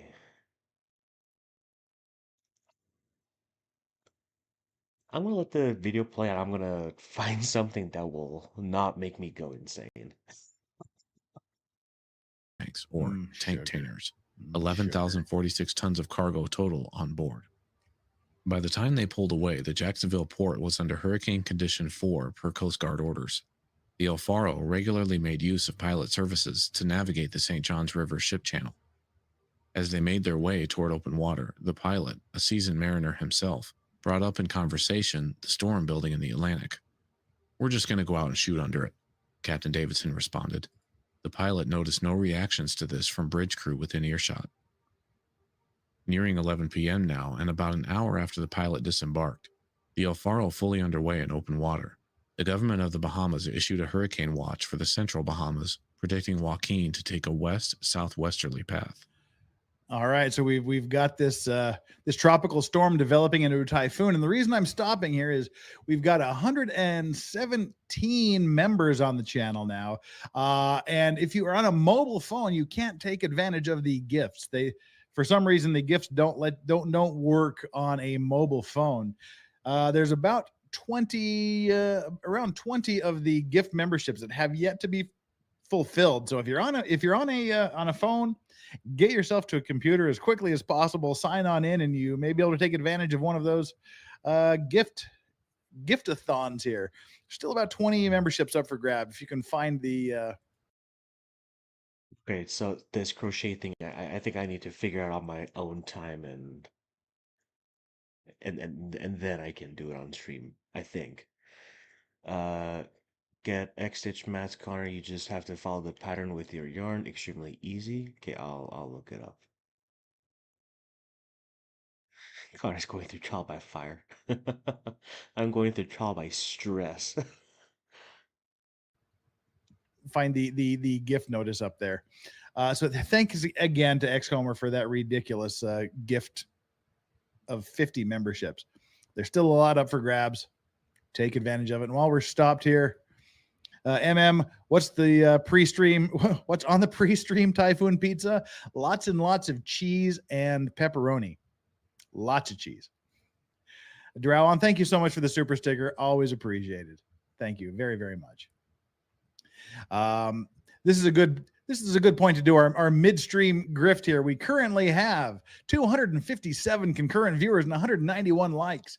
Get down there and hit that like button and bring up those like numbers. Again, this is just traditionally our lowest numbers of the week. I just do this because it's something that I know about. And it's something that some people may be interested in. This is more of a relaxing thing for me, just to talk about something I know about, which is maritime law. But hey, I welcome everybody here. Hit the like button. If you haven't subscribed, please do. We're going to be doing some fun stuff. Tomorrow is Tuesday. We're going to be doing the part 2 of the prosecution's opening statements. Marsha Clark giving the opening statements in the state of California, the people of the state of California versus O.J. Simpson in the murder trial of O.J. Simpson from 1995. We'll do part 2 of that. And then Wednesday, I will be on Andrew's show, Andrew Legal Mindsets show, and then he'll end his show and come and join me. So on Wednesday night, we'll have Andrew from Legal Mindset here to do a straight talk on. Hello, Carlos247. Welcome, welcome, welcome. Things Korean, and whatever else that we wander off into. Thursday, Thursday's going to be interesting. Daily dysfunction. Hello. Good morning. I will be switching to. I'll probably do my own show on Thursday night, but then again on Thursday night my time, which is Thursday morning everyone else's time, unless you happen to be in Australia or someplace. And then Thursday night U.S. time, I will be on Joe Good Logic's show for a few hours, and then I'm working on it. We're talking. We might be able to say after that, I believe on Thursday night at Nick Ricada's usual time of midnight Eastern, 11 p.m. Central Time, he will be on my show. So I'm shooting to have Nick on here on Thursday night U.S. time. We're going to try to work out those details. So we got a lot coming up this week. And then Friday, I'm going to do a new lawsuit that was just resolved, the Nirvana lawsuit. There was a lawsuit against Nirvana over the album cover with the baby on it. That case was just resolved, and I'm just going to kind of go through that on Friday. And then Saturday morning, my time, Friday night, U.S. time, I will be joining Fair and Balanced for our usual Unexplained. If that kind of stuff interests you, come and sign up and join the channel. We're great. We're doing awesome when we have memberships as well. So jump on board. But for me, the likes are important. The subscriptions are important. And if you want to get a question asked, whatever, if you want to make sure it gets answered, if there's something you want to get out, the super chats are the way to go. It's not required. It's not mandatory. There's no minimum mandatory amount. It's just whatever you want to give, whatever you want to do. If you want to make sure, I try to read the chats, but I can't always do it because I'm doing other things and focusing on the show. With that out of the way, we can jump right back in. That was the midstream grift. You won't be hearing that again. Oh, SH, thank you so much for the we have to scroll up to the where was the sticker? Oh, it was just an empty comment. I was looking for a sticker. Thank you so much. That is deeply appreciated. Well, hi to you. At least say hi if you're going to send that. Thank you so much. Let's jump back to the show. We've got the typhoon forming now. Lots and oh, here we go. Do soldiers still have a curfew? No, soldiers don't have a curfew anymore. That went away several years ago, Flux. Yep. You're free to roam until the wee hours of the morning now. Here in Korea, soldiers used to be under a curfew because they were doing some really, really, really stupid things that got the entire United States military put on a midnight curfew here. Well, let's watch what happens when this changes from a typhoon. From a tropical storm to a typhoon. By 6 a.m., Wednesday the 30th, the hurricane watch had been upgraded by the Bahamas to a warning for the island's general area, and it was around this time the Carlos, yes, pants are prison. However, I move around a lot, so pants are not prison right now. Denise, get the Wool's kit. I'm on the Wool's website right now. About to order. U.S. Air Force Reserve 53rd Reconnaissance Squadron dispatched a hurricane hunting WC-130 along with NOAA's WP-3D Orion. They would team up in monitoring Joaquin in real time. As the ship steamed ahead on their typical southeasterly track toward San Juan, Captain Davidson and the chief mate discussed the storm's predicted paths on the bridge. The ship's onboard weather system, the Bon Voyage system, or BVS, sent graphical weather updates to the captain's email every 6 hours. His latest update at 5:04 a.m. was consistent with forecasts and predictions from the National Hurricane Center, or NHC, issued late afternoon the previous day. The cone of uncertainty, essentially the potential path atmospheric equipment and experts project a hurricane to take, was now very clearly, based on current advisories, covering a swath of ocean directly in the ship's path, but info used by Alfaro in the BVS, if delayed enough, may have still been consistent with the NHC's advisory number 6, errantly predicting Joaquin to turn north before the NHC had made their forecast corrections. Jesus Christ, Mary Jane. For the pants in the hurricane. Just watch the plants. Jeez. Watch the pants just soar through the air. The ship's at-sea terminal, a satellite terminal that allows two-way communication via data packet transfer, also received updates around 6:38 a.m. showing the current position of the storm center, with reports of wind gusts up to 75 knots now. The sun was rising, and after reviewing this information with the chief mate, the captain was heard saying with a yawn, "Oh, look at that red sky over there. Red in the morning, sailors take warning." Yep. That's that old myth kind of has some science behind it. Red in the morning, sailors take warning. Red at night, sailors delight. Don't jinx yourself. With a yawn, "Oh, look at that red sky over there. Red in the morning, sailors take warning." Clearly not concerned with any of the weather information being discussed. He and the chief mate talked about a slight course change to the west of San Salvador, but still within or near their typical track. The captain referring to the alternate, safer course options, saying, "Yeah, it doesn't warrant it. You can't run every single weather pattern." They also discussed frustrations over the ship's only onboard anemometer. It wasn't functioning properly according to the crew, apparently aware of this for some time, and they did not find it reliable. Okay, here you have the first huge problem that I can see is when you have a captain that decides he doesn't want to avoid a category 3 typhoon. He can't be bothered. He can't run away from every weather event. Yeah, you can. Friday, that's what I spend the majority of my time doing. All of the ports here in Korea were telling all of the ships to get out of port and go to a safer port.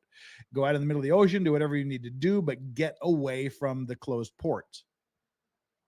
A lot of ships didn't want to. So I spent the majority of my time preparing for this typhoon on Friday in the office, writing waivers that basically said, we know that we've been told to leave. We know what the weather reports are. We know it's really, really stupid to keep our boat here, but we want to do it anyway. So we absolve everybody of any kind of liability that could ever happen to our ship, to your facilities, and to anything else that happens to be damaged by our dumb decisions. I spent a lot. That's what I spent my Friday doing, drawing up a lot of documents like that. But that's when you start to have problems, is when people like this master here, who they said was kind of aloof and didn't really care about the details, is just saying, well, we don't need to go around this category 3 typhoon. Our 40-year-old ship can handle it just fine. A local anemometer is crucial in that it provides the ship with the most real-time, localized info possible on wind speed and direction. Bridge crew discussed the storm further, the third mate and chief mate even considering the possibility of Northwest Providence Channel and the Old Bahama Channel once again. Much like with aviation's Cockpit Resource Management, or CRM, Bridge Resource Management, BRM, is the same concept. It's an ongoing challenge in commercial shipping for subordinate bridge officers to have much say in vessel decision-making and for masters and captains to adequately consider their input. Bridge and Cockpit Resource Management mean the commanding crew genuinely take on board one another's input and either decide collectively on the best plan of action, or the officer in charge otherwise makes a genuine informed decision based on the other's concerns. The opposite of an environment where what the leader says is what we do without question. Resource management, quote unquote. That's where you start getting in problems right there. What the leader says is what we do without question. That's when you start getting into problems, especially when your leader demands that you just shut the fuck up and do what he says. Decision based on the other's concerns. The opposite of an environment where what the leader says is what we do without question.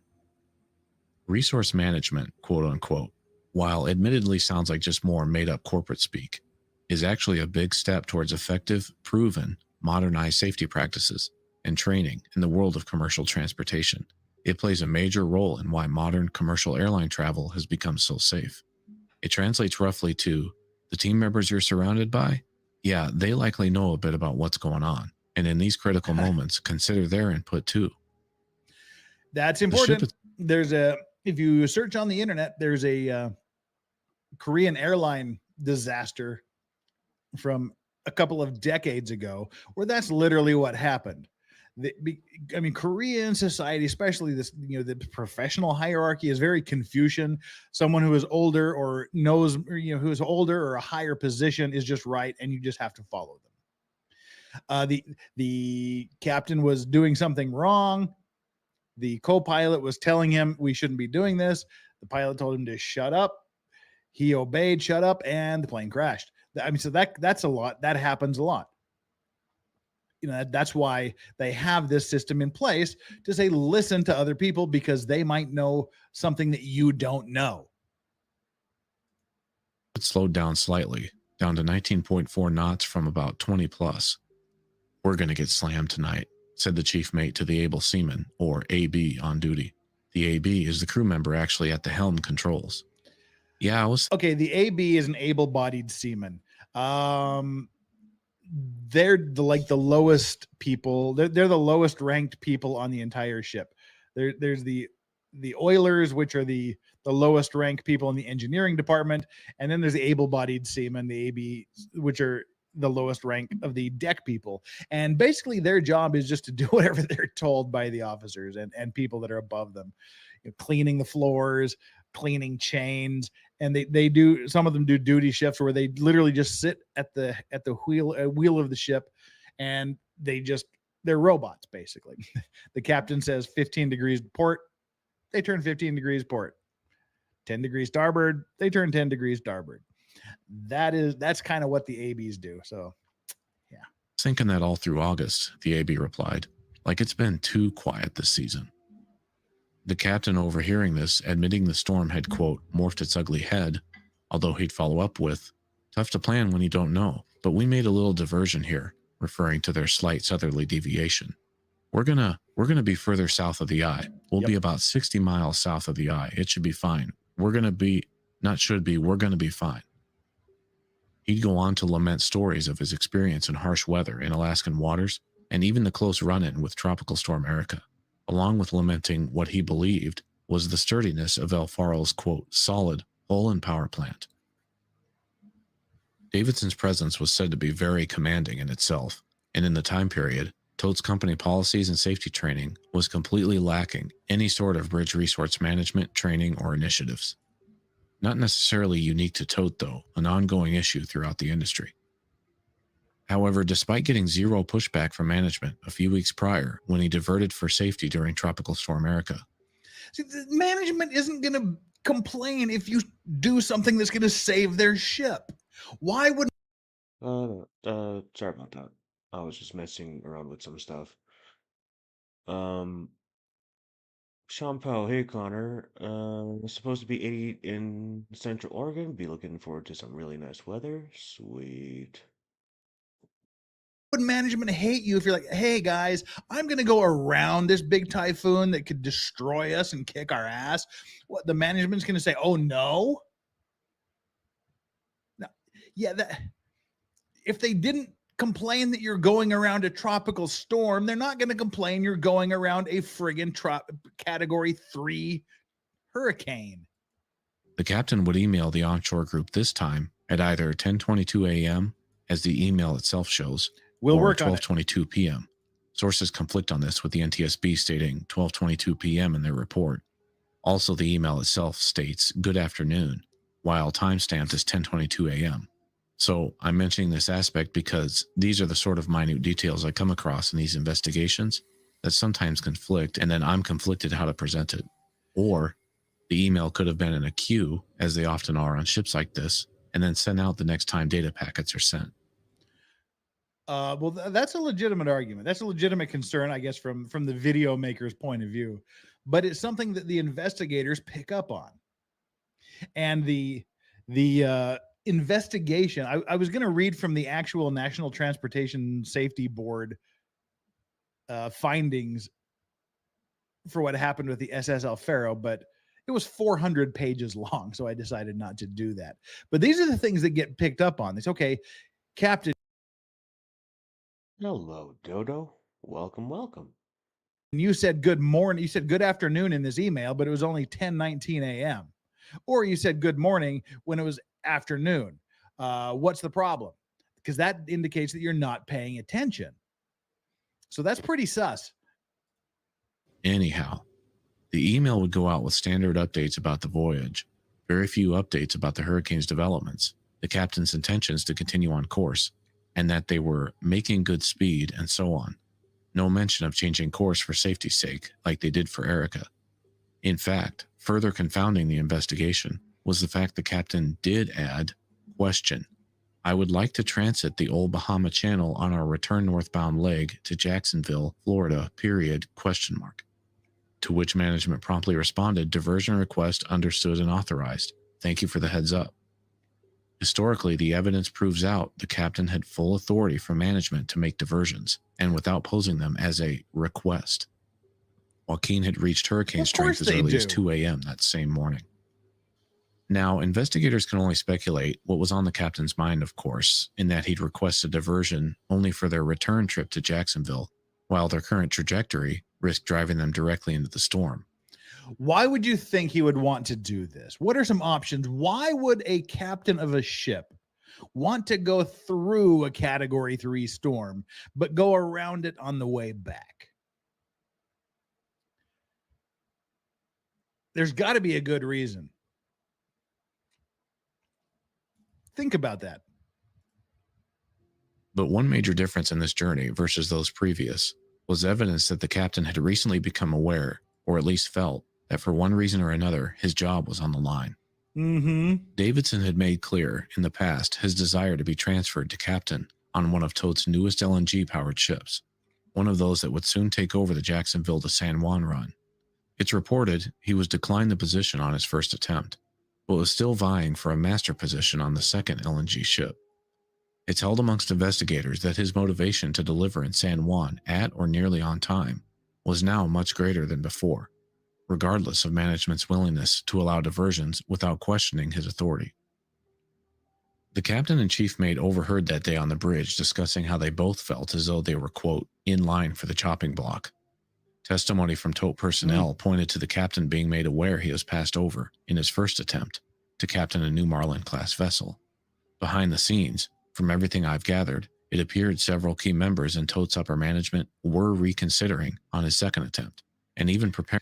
So here we go. That's the alleged motivation. He's trying to save his job. So you get there quick, you get there faster than you're supposed to. You know, you don't take extra time. So it doesn't look like you're shirking your responsibilities or being a puss. So yeah, there we go. Guy trying to look like a hot shot, trying to look like he's a superstar. That's where things start to go wrong. And boy, did they ever go wrong. Let's clear a couple of these super chats while you're. Oh, what the? Okay. Oh, okay. Korean. Otoki chineshimika. It's how are you doing in Korean? Just great. Whipplefish. We're still doing good. Typhoon on its way, or it's here, but now it's just getting worse. Friends are sending me videos from outside their house. I'm getting warnings from the warning systems. So it's starting to pick up. Brandon Lesko cleaning semen stains off chef's clothing. Hope that was worth $5, Brandon.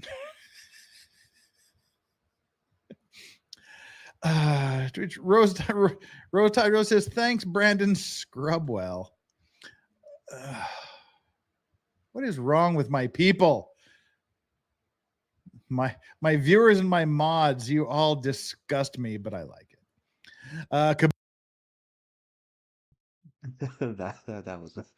was one of the best super chat reads I've ever listened to. that was awesome. Boos, thank you so much for the super chat. Management, you will sail through that storm and sink our $1 billion ship. You will not change course. Well, it wasn't $1 billion. It was only worth about 36 million. Same thing though, right? Yeah, you're absolutely correct. Drew Bradley, hey, League of Vices, does a vessel this large have seat belts, or is there no point for such safety devices? Yeah, there's really no point for such safety devices like that. Sometimes you'll see some of these ships, the captain's seat will have like a safety belt or a seat belt, but the helmsman is standing up. Other people are standing up doing their job. You're always moving around on a ship, or you're in your bed. Yeah, there's not seat belts aren't a big thing. Great. You guys are degenerates, but that's why we like you. All right, let's get back to Superstar here. Preparing an August 11 interview to give the good news in person to Davidson. However, this was on record as being halted sometime later in August or early September by Tote's Director of Labor Relations and crewing manager on the grounds that the captain was negligent in some of the El Faro's critical steel repairs, neglecting disciplinary actions towards a chief mate, caught repeatedly and blatantly sleeping on duty, and that Davidson had personality conflicts amongst teammates in the past. Wow. So why didn't he get the job? There's a lot of things in there, but the one thing that sticks out is right here. He was negligent in some of the El Faro's critical steel repairs.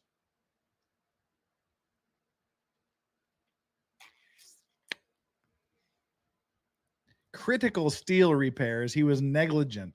That affects the safety of the ship. Plus, he doesn't get along with anybody. He's sleeping on the job a lot. Yeah, he's on his way out. And this last voyage of the SS El Faro, he's taking this as his last-ditch effort to keep his job. So he's trying to be a goddamn superhero. All of this led to Tote deciding against Davidson's transfer, but according to the evidence, they hadn't yet made him aware of this second and ultimately final rejection. It's possible being left in the dark, especially after being declined once already, led to his negative outlook toward his future at Tote Maritime.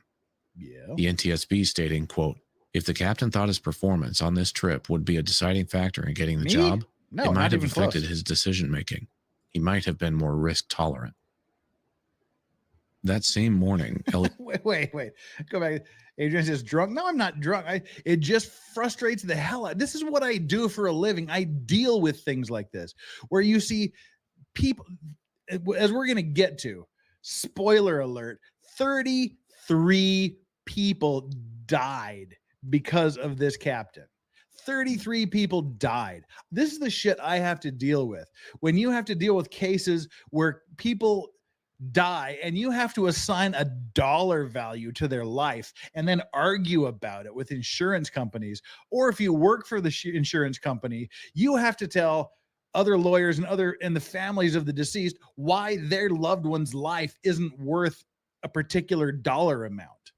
This pisses me off. This negligence, this laziness, this negligence. I mean, negligence is the only thing this negligence is what pisses me off. This accident was completely avoidable so many times as this goes down, as you'll see. It's just angry, and it angers me and it frustrates me. Sure, it puts food on my table, but I would much rather help people prevent accidents than to help them out of accidents. So yeah, this shit cost 33 people their lives.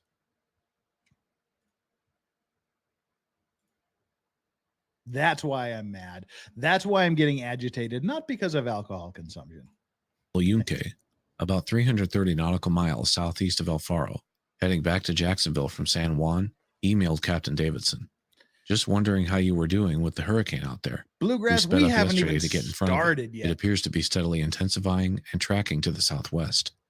The captain received this email at 10:02 a.m. and would respond to El Yunque at 11:08 a.m. I've been watching this system for the better part of a week. We did alter our direct route slightly more to the south, which will put Joaquin 65 nautical miles to the north of us at its CPA, or closest point of approach. Fortunately, we departed the dock in Jax on time last evening. Making 20 knots doesn't hurt either. All departments have been duly noted, and we should be on the backside by 0800 October 1st. Their course change would put them to the west of the island of San Salvador, but this would provide only a few moments of protection at most as they passed the island's lee side. Second mate Danielle Randolph wrote in an email to her mother at about 10:15 a.m. We're heading straight into a hurricane. She would also be overheard on the bridge around noon. He's telling everybody down there, oh, it's not a bad storm. It's not so bad. It's not even that windy out. Seen worse. I think he's just trying to play it down because he realizes we shouldn't have come this way. Saving face. The weather was relatively calm in their local area, but that's the thing. And that's what we're seeing right outside my window right now. The same strength typhoon that took out this ship is happening right here outside my window now. It's not even really raining and the wind is picking up. But when one of these spiral arms hits, it's going to be on. So even if it's not raining, does not mean it's not a bad storm. It just means you're outside of one of the spiral arm rain bands. But the hurricane was gathering strength at an alarming rate. The captain would mention how erratic Joaquin was behaving based on information he received, much of this info delayed. But in all up-to-date forecast models, the cone of uncertainty made the hurricane a significant risk along their current path. And to be clear, Joaquin did prove to be one of the most erratic on record, defying the National Hurricane Center's initial forecasts, and in general, typical Atlantic Basin hurricane behavior. But by Tuesday the 29th at 11 a.m., Advisory number 7 from the National Weather Service and NHC showed a warning area that would potentially track to the southwest. And mind you, this is still 2 days before they engage with the hurricane. They had 3 days to go around this thing. They had 3 days to avoid this storm. John Poe, thank you for stopping by. Really appreciate you. Hope you have a good day. I'll have to run errands and buy plants tonight. Yeah, have fun with that. Stay safe. But he continued to insist on going straight through it. From then on, the warning area followed more closely to the actual route, as it evolved from tropical storm to hurricane. The captain continually pulled forecasts and tracking data from the BVS system that was obsolete by several hours or more. instead of relying on SAT-C or other sources that investigators Good morning, Just Stacy. Good morning. Welcome, welcome. say would have been more timely. Yes, some of the info from warnings back on Tuesday morning would have provided conflicting information, but a full day and a half is quite a long time to reassess and ensure you're making the most informed decision. And regardless See, at least they had, at very least, they had a day and a half to know what to do. At very least. Joaquin was still a tropical storm as far as the El Faro knew. The Bahamas, Turks, and others always on high alert during these situations.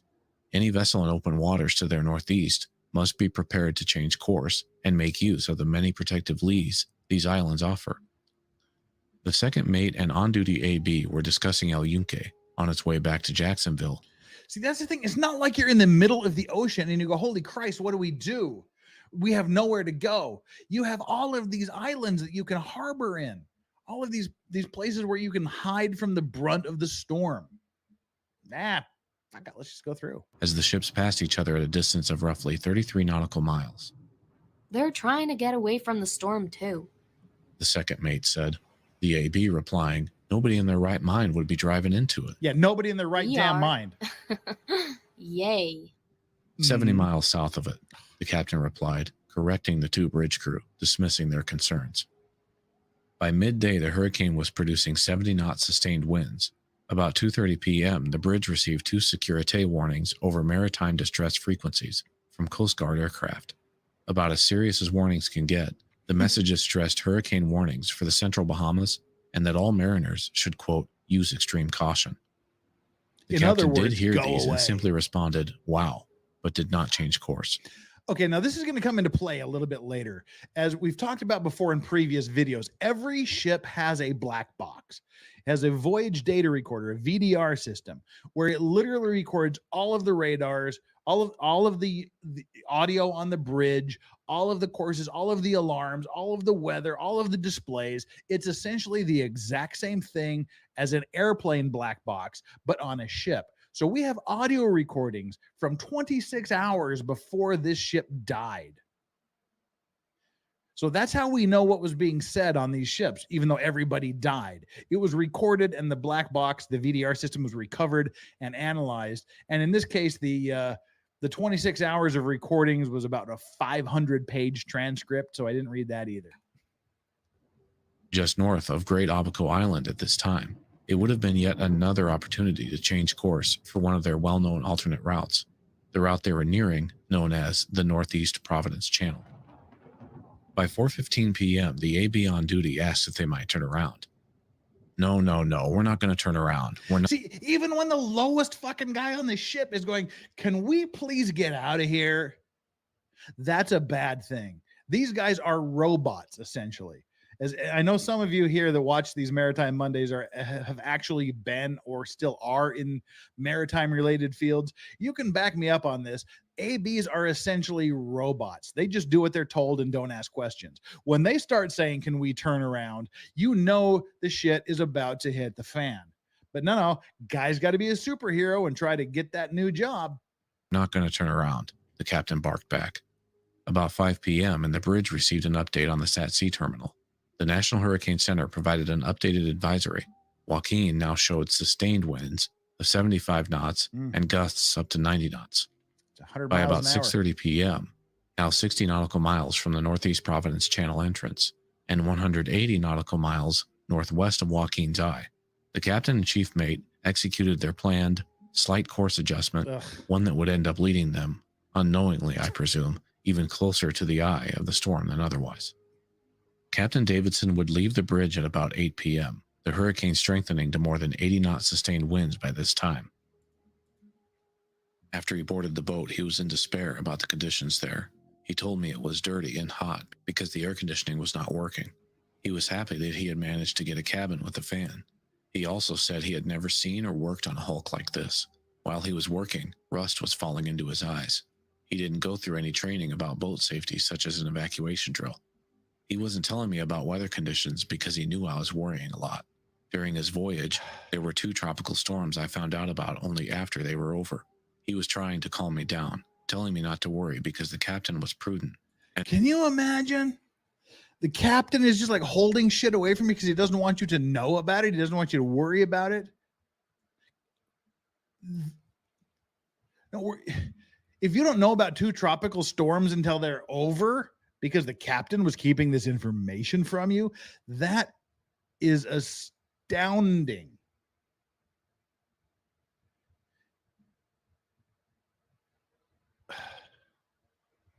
I mean, no. We're not sinking. We're just kind of filling up the bathtub so that all of you can take baths at the same time. That's essentially what the hell is happening here. People are having concerns, and he knows they have concerns, so he's not telling them about the bad things because they'll continue to have more concerns about the safety of the vessel and the safety of their lives. And in such situations, he would always steer in between islands, which was safer. Spouse of one of the Polish crewmen in a post-accident response. From the NTSB report, among the possible you know, and then it goes to the families. Like I said, this was something that one of the family members was saying. Explanations for the captain's decision to continue on his course relates to his understanding of the circumstances, or as the NTSB puts it, his quote, mental model. A mental model is a person's internal representation of events in the real world. Research has shown that people tend to seek confirmation of their mental models. From the beginning, the captain expected the storm to, quote, turn north, and that they would, quote, stay on the backside of it, or to the south. The NTSB went on to say, another possible explanation is that the captain could have been normalizing the risk. When someone has experienced a risky situation and emerged without harm, it's not uncommon for that person to repeat the decision or to take the same risks again. It's not only is it not uncommon, it's more likely. I did it once and I can do it again, which is what I'm doing with this typhoon outside my window. I've been through the worst typhoon in Korea history, and now I'm going like, nothing's gonna happen here. It's late and the wind's not blowing, but I'm still kind of in the back of my head nervous as shit about this. So yeah, if you do something safely once, you think you can do it again. And the more times you do it, the better you think you are at it. And then ultimately, the less you pay attention to the details. That's why they say like most traffic accidents happen within 3 miles of your home, because you've driven that stretch of road multiple times every day. You know what's happening on the road. You're cool with the road. You know the road like the back of your hand. So you start to stop paying attention. And that's what happens here. You go through something dangerous once, cool. You do it again, cool. You do it again 3, and then you're like, hey, I got this. And then you stop paying attention. You stop giving the amount of care and control you need over the situation, and then bad shit happens. End quote. I'd also add that it's possible a successful deviation to avoid Erica may have ended up feeling like what I'd refer to as overkill to then repeat again so soon. Like several tornado warnings in a row in the springtime. Eventually, you just start feeling annoyed, gathering the family and sitting in the basement for the 15th time. The same principle, unfortunately, can apply to complacency and workplace safety. Now, I've told this story before. My high school was a...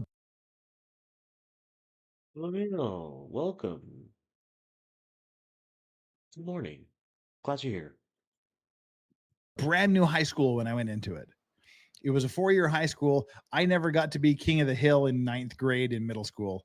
I went to 7th, 8th, and then 9th through 12th suddenly got transferred to the new high school. And every day a fire alarm would go off. Sometimes 2 or 3 times a day a fire alarm would go off. There was a glitch in the fire alarm system. So every time the fire alarm goes off, everybody has to go outside.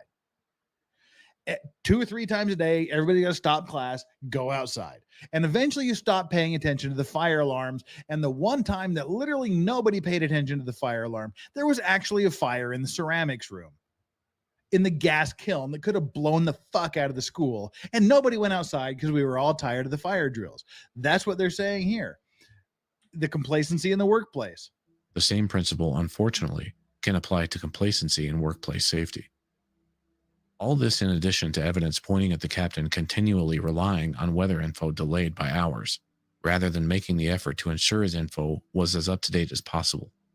However, the choice to avoid Erica, though, was made so far in advance that in my summation, The caution displayed at that time didn't force the vessel into a need for absolute up to the minute or critical last minute decision making. That's what I'm saying. Yeah, which 3 would be evidence days. that the captain was a man of caution in that instance, as many who knew him insist. But the voyage data recorder, or VDR, on this fateful journey proved differently, whether it was out of character for him or otherwise. That day, Davidson had also spent time equivocating and to an extent downplaying the weather they'd be up against, comparing it to what he faced during his days in Alaskan waters. He also lamented being aboard other ro-ro vessels in rough conditions in the North Atlantic as well. Every Failing to situation is mention, though, different. that he didn't serve as captain in most of those encounters. If you're a fan of the channel, you know all too well the dangers in Alaskan waters and the North Atlantic. As deadly as those waters are, each set of circumstances is different. The ship type, size and condition, the cargo carried, the types of storms, the route options, time allotted to change course, every situation is unique. Yep. As night set in and the El Faro pressed on, the bridge officers would discuss amongst themselves possible deviations, with those most concerned even calling down to the captain's quarters. He didn't return to the bridge, though, just responded over the ship's phone that they need to remain on course and that he expected to not encounter the storm until about 4 a.m. at the earliest. And this is where things start to go really, really wrong.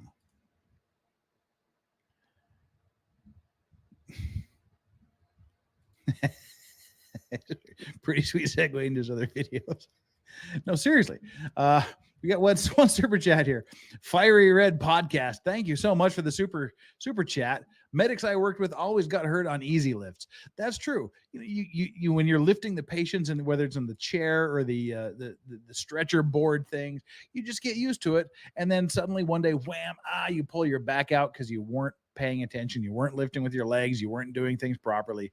That's how these accidents happen. You just are so used to being in a certain situation, you start to think that you don't really have to care about it, and you just do things, and then you get hurt. From the NTSB, the VDR transcript contains many examples of how the ship's hierarchical structure influenced the flow of communications. The helmsmen frequently voiced their concerns to the junior officers, but never in the presence of the captain. It doesn't really feel like we're going in near a hurricane. And again, if you heard, these are the VDR recordings. These are the black block box recordings. They have microphones all. Hello, Janice.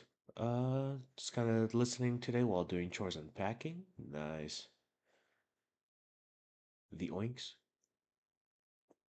There's a pig somewhere? Are you calling me a pig? What's the oinks? Look at that facial expression right there. What a pause moment. All over the bridge. So they pick up all of the sounds on the bridge. And this is where these transcripts are coming from. Captain. It doesn't really feel like we're going in near a hurricane.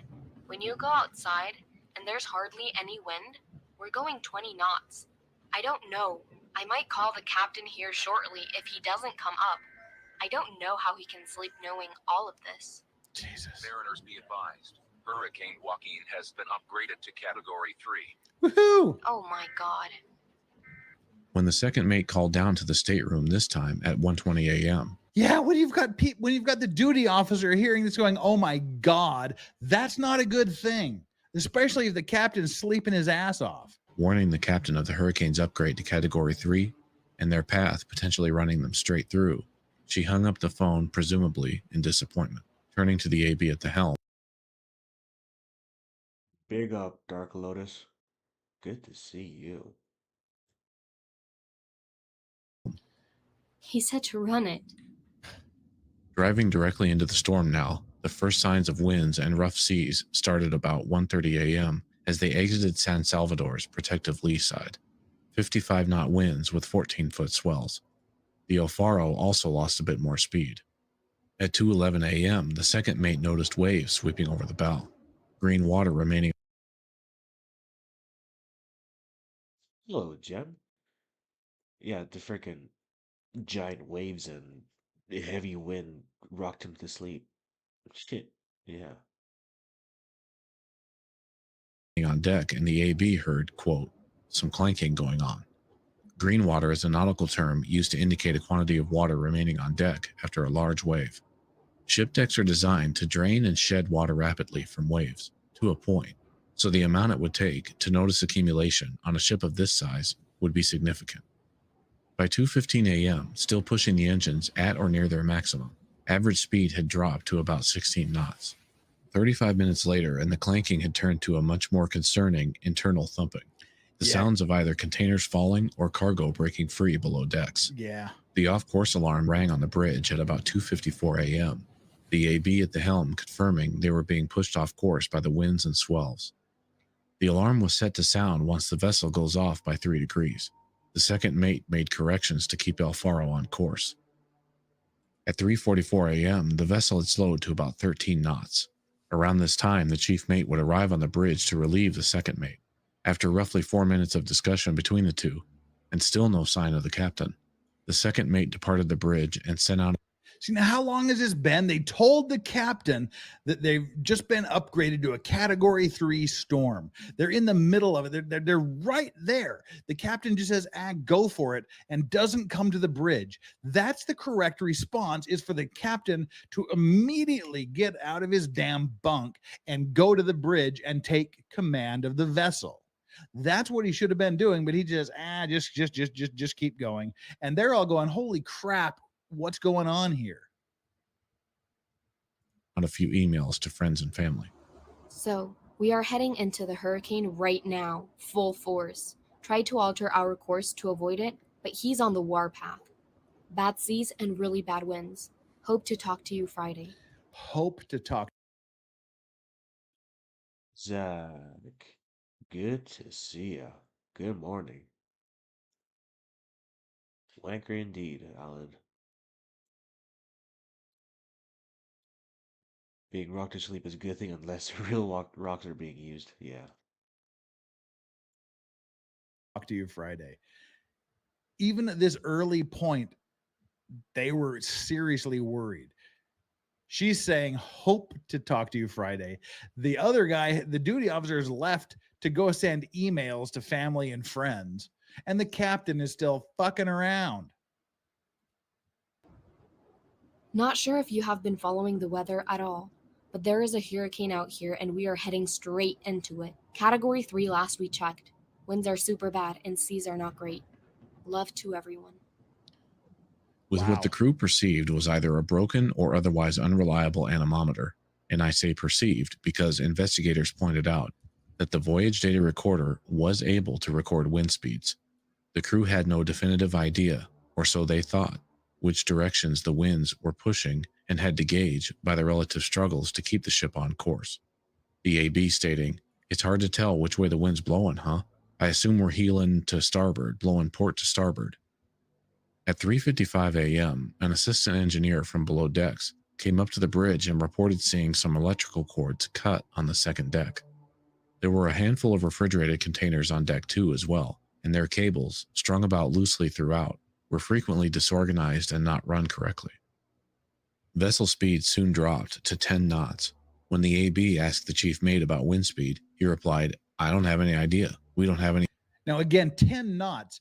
This ship was capable of 20 knots. So basically, it's sailing at half its possible speed. The instrument that can measure it. The captain finally arrived back on the bridge at about 4:09 a.m., stating, "There's nothing bad about this ride, sleeping like a baby." Fuck the off, captain and chief mate agreeing, quote, "This was every day in Alaska." With the wind and waves sweeping over the vessel from port to starboard and steadily increasing in strength, the El Faro had developed a starboard list up to 15 degrees. Yeah. 15 degrees doesn't seem like a lot until you're standing on a 15-degree list. That's a pretty significant amount. Look at a 45-degree angle.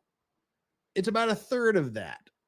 That is pretty significant when you're in a 31,000-ton thing loaded with a gabajillion, I think that's an actual number, a gabajillion tons of cargo. all while gradually losing speed. Ugh. The trailers carried below decks on the Ponce-class vessels don't simply rest on their landing gear after being uncoupled from a tractor. Instead, loaders lock the kingpin and rest the nose of the trailer onto what's called a roll-lock box, with the tail of the trailer lashed to standard vehicle anchor points. The roll-lock boxes are intended to be anchored directly atop what's called a button, a socket fixed into the deck specifically for this purpose. Yeah, these right However, some trailers would get loaded off button due to capacity, or specifically on the El Faro, there were too few of these sockets on deck 2 for the Nice. amount of trailers they would carry. With the trailer landed off button, instead, the roll-lock box would get lashed down to nearby standard lashing points. After investigators calculated, the trailers loaded with heavier cargo in this manner were discovered to have been susceptible to breaking free more easily if the list was prolonged or became great enough. Yeah, it basically they're just saying that they were dealing with jury-rigged trailers. Anywhere from at least 3 to 40 trailers were loaded in this manner, and potentially breaking free could have also caused a domino effect against any other cargo in their path. All of the Ro-Ro vehicles aboard these Ponce-class ships, and likely many others, rely, of course, on their lashings, and the trailers rely on both lashings and roll-lock boxes. That's what holds things steady when the weather goes bad, when the ship starts rolling. The fact that they're lashed down means they shouldn't move. But if you're not lashed down to the proper places, or if you're not lashed down, shit happens, stuff starts falling around, things go bad, and this happens. But both of these models also rely on a minimum coefficient of friction between the rubber tires and decking they're in contact with. Once water accumulates on deck enough to interfere with each tire's contact patch, any additional hold this provided is lost, Basically, and the lashings are then hydroplane. bearing at or near 100% of the load, making even a slight list to one side a larger issue. Many passenger vehicles aboard the El Faro, like the off-button trailers, were also at greater risk of breaking free due to being secured incorrectly. As this diagram illustrates, each vehicle should be lashed at all 4 corners, either each tire wrapped or tow-eye hooked, and then attached directly to the D-ring anchors integrated into the deck itself. However, as evidenced by the El Yunque, it was likely the El Faro utilized the same haphazard method of instead running lengths of chain between each deck anchor, likely because the deck had too few built in, and then anchoring the vehicles to those chains. It speaks for itself why these somewhat loose lengths of chain would provide much less hold than 4 anchors directly on deck. In addition, you can see the location these El Yunque photos were taken, where these cars are lashed in this half-assed manner, deep in the bottom holds. And this is the first time I've ever heard brick and mortar say words like half-assed. I mean, this is way worse than half-assed. This is like tying things to a clothesline. There is no tension on these chains anywhere. They're loose chains, and they've got 4, 5, 6 cars chained to them. They're not locked to the anchor points. They're locked to this chain, which moves. Go ahead, hang a bunch of stuff on a clothesline and see what happens. Hang a bunch of like heavy weights or heavy hangers on a clothesline and watch what happens, especially in a windstorm. Likely the same practice aboard El Faro. As the vessel heeled to starboard and didn't recover due to undoubtedly hours of massive sustained winds and swells blowing from port to starboard, it remains in question to this day whether seawater was already slowly accumulating below decks, seawater that could have downflooded via any of several potential paths. We'll never know for sure if or where the downflooding initiated during the starboard list, but the Marine Board of Investigation and NTSB cross-checked much of this in thorough inspections of sister ship El Yunque soon after. Keep in mind, El Yunque was similar to El Faro in many aspects, also operated, loaded, and maintained under very similar conditions. Floodwater could have slowly entered initially through potential hull breaches due to corrosion, watertight openings meant to be closed while underway, potentially left open or just not watertight due to lack of maintenance. The cargo hold ventilation system with louvered openings on the air supply blisters that led directly to bottom holds, a critical vulnerability if water were able to find its way through the baffles due to being open or otherwise rusted and not watertight. Former tow crew members testifying later that it was common practice to leave these open unless there was an actual fire in the cargo holds, even in heavy weather. In addition, downflooding created a possibility of those aforementioned vehicles breaking free down on deck 4 and damaging emergency fire pumping, potentially early on. If so, this would lead to seawater freely flowing into this bottom compartment, also known in the industry as the seawater communicating. Yeah. Basically, that's what they're Generally saying, speaking, James. though, the Fuck second it, I deck on these can't be arsed to do it Ponce-class vessels properly. is an open deck, allowing seawater in, then intended to drain or shed just as rapidly. So that's the deal. This has like a giant ramp that goes down to the deck, and that's where you drive your vehicle on, and then you drop your container and you drive off. And as we said at the beginning of this, because they had done retrofitting on this vessel, they had expanded a deck so they could load more containers, and they added more ballast, which dropped the ship lower in the water, which meant that this opening here was much closer to the water than the original engineers of the vessel had intended it to be. And that leads to problems. To keep this deck watertight and prevent downflooding into the holds beneath, hatches that allow crew passage via ladders between the decks, known as scuttles, need to be closed and dogged. Dogged meaning turning the crank wheel to fasten them securely. If any of these scuttles weren't watertight, once the second deck becomes swamped, water can then flood, essentially, all the way down to deck 4, as deck 3 was perforated for ventilation by design. Struggling to maintain course in the storm, the vessel's speed fell to 9 knots by about 4:15 a.m. It's less than half Being possible pushed extra speed. hard meant the engine crew had to, quote, blow the tubes several times. This was a somewhat lengthy process, and the need for it meant engine power was reduced.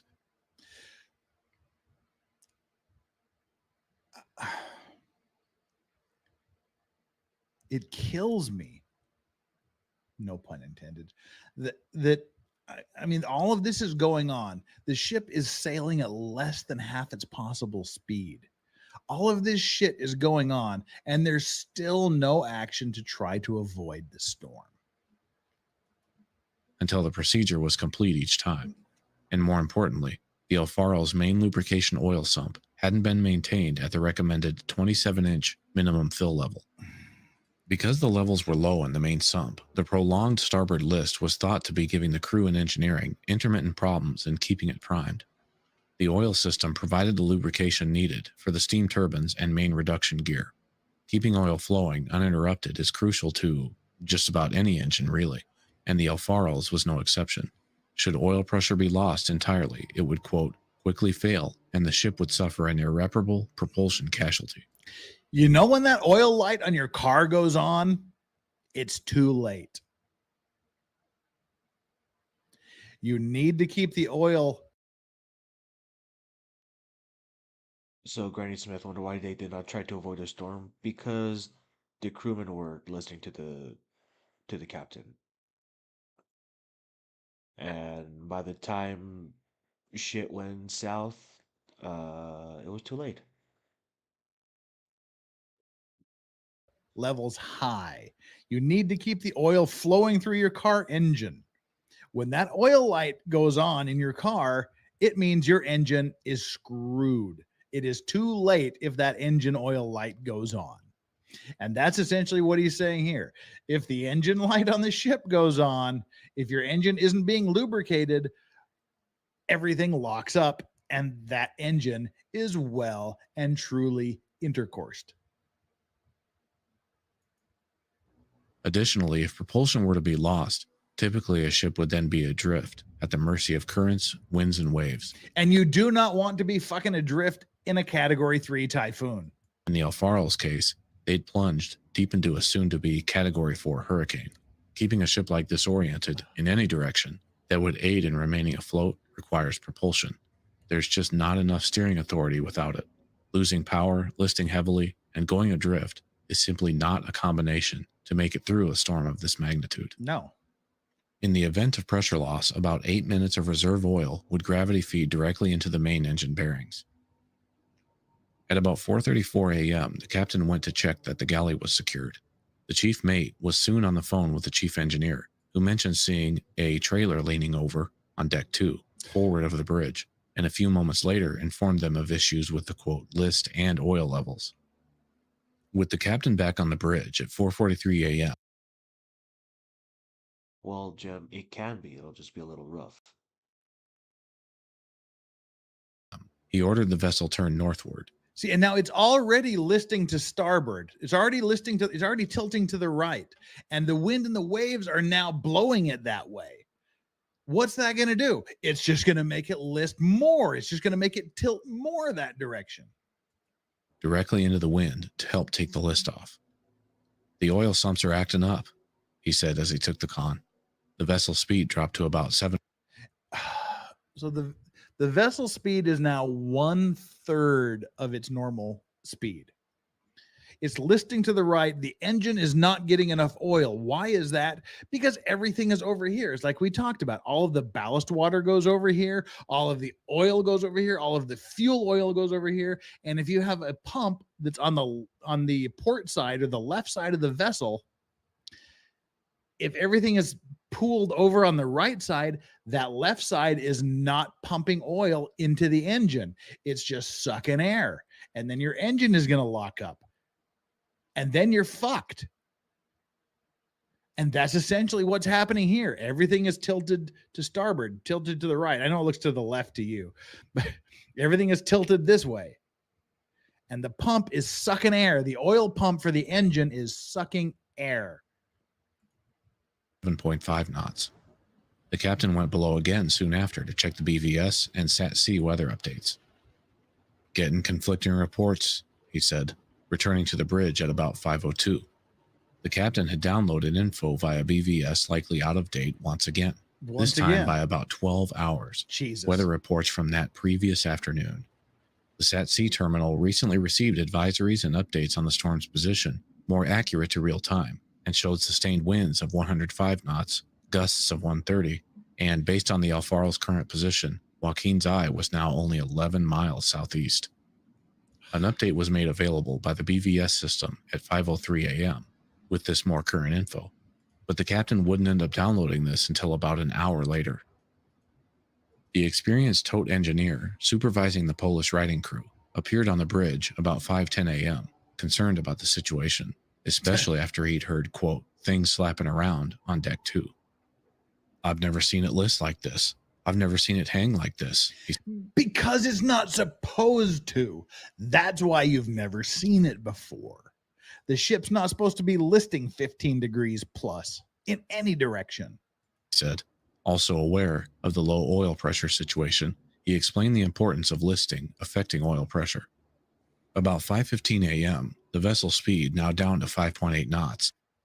That's about 1/4 of the vessel's normal speed, normal top speed.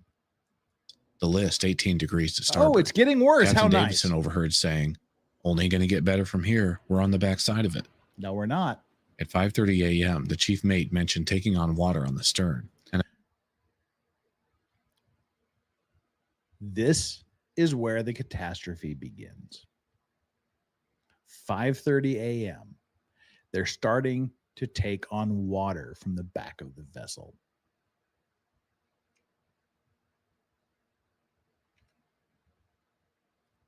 Now they've got to take some immediate action or the ship is doomed. They're taking on water in the middle of a Category 3, very, very, very soon to be upgraded to Category 4. A hurricane, sorry, they're in the Atlantic. And about 10 minutes later, speed had decreased to just over 4 knots. Soon after, the captain received an urgent call about water in hold 3 and yelled out to the bridge crew, we got cars loose. So where's the water from? Are we able to pump the bilges? The chief mate asked engineering from another phone. The only way to do a counter on this is to fill the port side ramp tank up. The captain, referring to the aft deep tanks, wanted these bottommost tanks transferred from starboard to port in an effort to correct the list, or heal. The chief mate left the bridge with the radio to get eyes on the flooding and hold. Did I miss it? That's what she said, Joe. At 5:52 a.m., the captain received word from below decks that the source of down flooding was a wide open scuttle on deck. One correct thing that happened was this. They turned into the storm. That's the direction you want to be going. You want to be going into a storm, not being perpendicular to the storm. If you're running perpendicular to the storm, you're going to flip the ship. Deck 2. He ordered the El Faro to come about even further now, to a heading of 350 degrees, and put the wind directly on the starboard side. a maneuver intended to enable crew access to the flooded side of Deck 2, where the unsecured starboard scuttle was now underwater. This is not a good thing. From the NTSB, because the suction for the lubricating oil service pump was located in the starboard aft section of the sump, a port list with a forward trim. Oh, shit. Hi. Hello, Raiders. Chimu Crew Raid. I appreciate it. Hello, hello, welcome. Welcome, welcome. Greg of Scotland. Good morning. And Georgie, hello.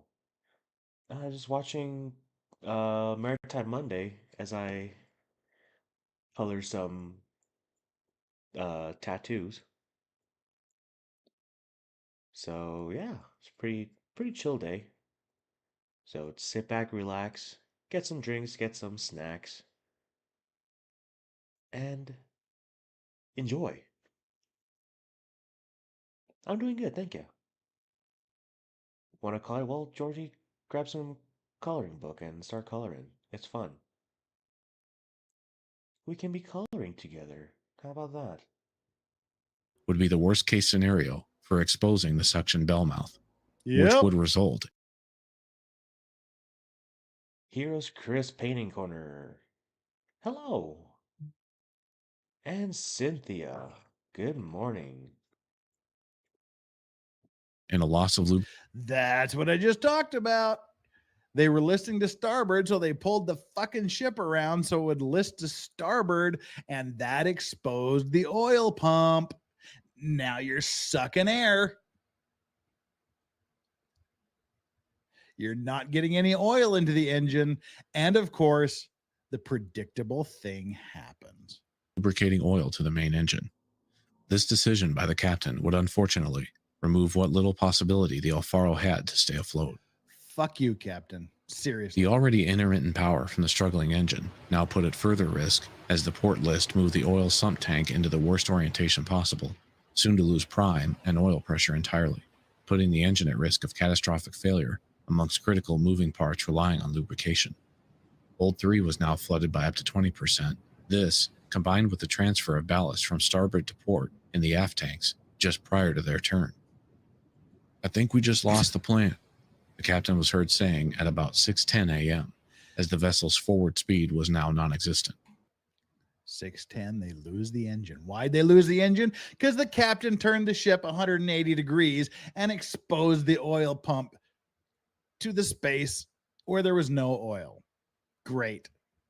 He's fucked the engine. It's a dead ship at 6:10 a.m. The only speed registering on radar and the VDR's parametric data was due to being pushed around by the conditions. By about 6:15 a.m. October 1st, fully engulfed by a raging hurricane, adrift and surrounded by open ocean 15,000 feet deep, this tired, rusted hulk of a cargo ship was put into what many would consider the worst-case scenario imaginable. Yeah, it gets worse. How does it get worse? It gets worse. Beth Varley, thank you so much for the super chat. How about the Coast Guard failure that they had all the deficiencies but didn't tell them because they were too busy glad-handing industry before notifying them? Yeah, well, unfortunately, that's the way it goes. You know, the owner has to be responsible for the deficiencies. Well, not unfortunately. I think the owner should have just been fucked for this, but we'll get to the aftermath here in a bit. Did insurance approve the claim? We'll get into the aftermath here in a bit. Hang on.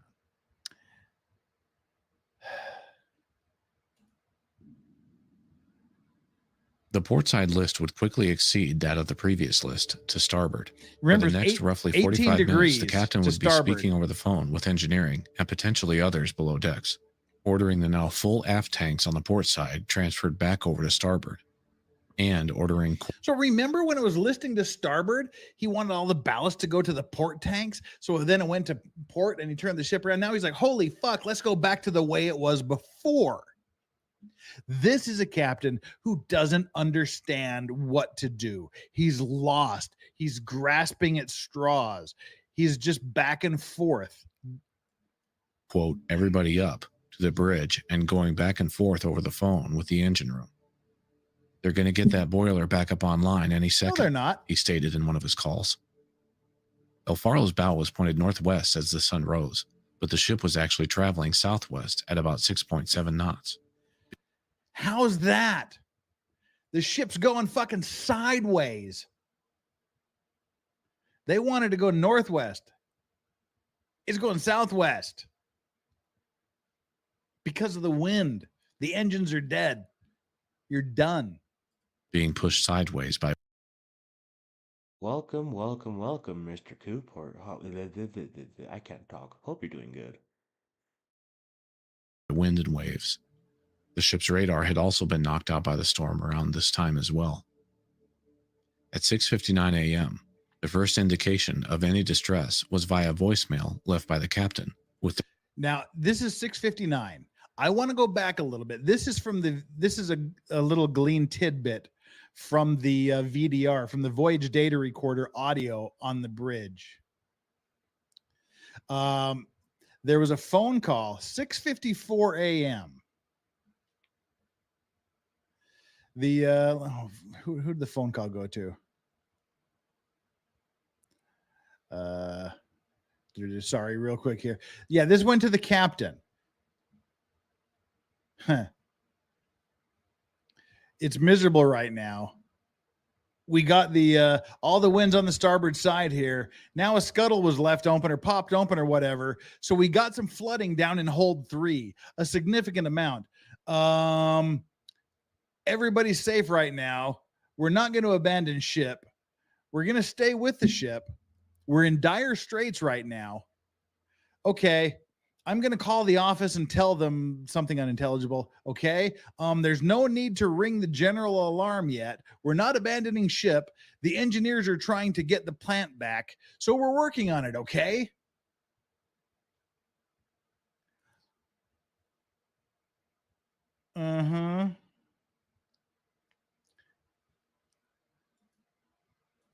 There you go. Their quote, designated person ashore, or DPA, at Toad's offices. Cam Davidson, Thursday morning, 0700. We have a navigational incident. I'll keep it short. A scuttle popped open on deck, and we were having some free communication of water go down the police. A free communication of water means water is fucking pouring into the ship. Had a pretty good rest. I want to just touch it, contact you verbally here. Everybody's safe. But I want. Did he just say had a good rest? Jesus. to talk to you. The El Faro's assigned DPA was actually out of the office for a few days. In addition, according to investigators, no other shoreside tow personnel were actively monitoring El Faro's position in relation. See, and the owners, you've got a ship that's in the middle of a goddamn hurricane and you're not even paying attention to where it is. The owners are even screwed up on this. To the hurricane. About 5 minutes later, and he then phoned Toad's emergency call center, the captain asking for a QI, or qualified individual. The clock is ticking. Can I please speak with a QI? I have a marine emergency and I would like to speak to a QI. We had a hull breach, a scuttle blew open during a storm. We have water down in 3 holes with a heavy lift. We've lost the main propulsion unit. The engineers cannot get it going. Can I speak with a QI, please? Yes, thank you so much. One moment. While the captain was on the line with corporate, the chief engineer called up to the bridge again, and the second... Okay, let's stop it here again and go back through... Oh, hang on, I just got a text from one of my friends that lives further down the beach, said that there's inaudible warnings going on the beach, which are basically the... Right here outside my window now, they're giving the don't be an idiot and get out of the beach areas, get off the bridge, go home messages. But I want to go back to the VDR data. What you just heard was sort of a limited transcript of what happened on the call with the corporate office looking for someone who is qualified to do something. Here's actually what was going on. Let me bring this up, and I hope I'm not a boomer. I did this 5 times the other night. I brought myself up, and then I forgot to bring the video back up when I started the video. So hopefully I won't do that again. So 7:06 a.m. The captain makes a phone call and says, I have a marine emergency, and I would like to speak with a QI. QI is a qualified individual, basically a decision maker at corporate. We have a hull breach. Scuttle blew open during the storm. We have water down in hold 3. We have a heavy list. We've lost the main propulsion unit. The engineers cannot get it going. Can I speak with a QI, please? We have secured the source of water coming into the vessel. A scuttle was blown open. It's since been closed. However, number 3 hold has got a considerable amount of water in it. We have a very, very healthy port list, which means we're listing to the left side. We're tilting to the left side like a mofo. We have a very healthy port list. The engineers cannot get lube pressure on the plant. Therefore, we've got no main engine. And let me give you a latitude and longitude. I just want to give you a heads up before I push that button. The crew is safe. Right now, we're trying to save the ship now, but all available hands, we are 48 miles east of San Salvador. We're taking every measure to take this list off. By that, I mean pump out that hold the best we can, but we're not gaining ground at this time. Yeah, Faladay says legal advice. You sound more panicked now than the caller says it all, really. Yeah, he was we don't have the audio. We just have the transcript. So I'm probably making it sound more panicked than he was. We'll do it in calm captain voice for the remainder of this. The crew is safe. Right now, we're trying to save the ship now. But all available hands, we're 48 miles east of San Salvador. We're taking every measure to take the list off. By that, I mean pump out that hold as best we can, but we're not gaining ground at this time.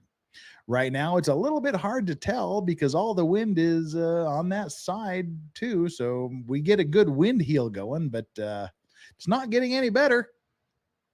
We're going to stay with the ship. No one's panicking. Everybody's been made aware. Our safest bet is to stay with the ship during this particular time. The weather is ferocious out here, and we're going to stay with the ship. Swell is out of the northeast, a solid 10 to 12 overspray, high winds, very poor visibility. That's news and weather on the 9s. Back to you, Doug and the wacky crew. Sorry, I added that last part. But yeah. Basically, it was they were probably less concerned than I was when I was reading it. I was reading that as someone who actually knew they were fucked. I don't know if the captain knew they were fucked at that point. So, all right, I just about boomered out again. Let's bring this back up. Mate, back on the bridge now, answered, heard telling him, The wind is pushing us over. There's nothing we can do from up here. She also suggested moving more ballast. Toad's emergency phone number was available 24 hours a day, but investigators discovered later personnel at these numbers weren't even trained in heavy weather scenarios or similar emergencies, like loss of stability, fire at sea, or vessel grounding. However, at the same time, Toad's emergency response manual included only 2 categories in which to utilize the call center: oil spill response and security emergencies.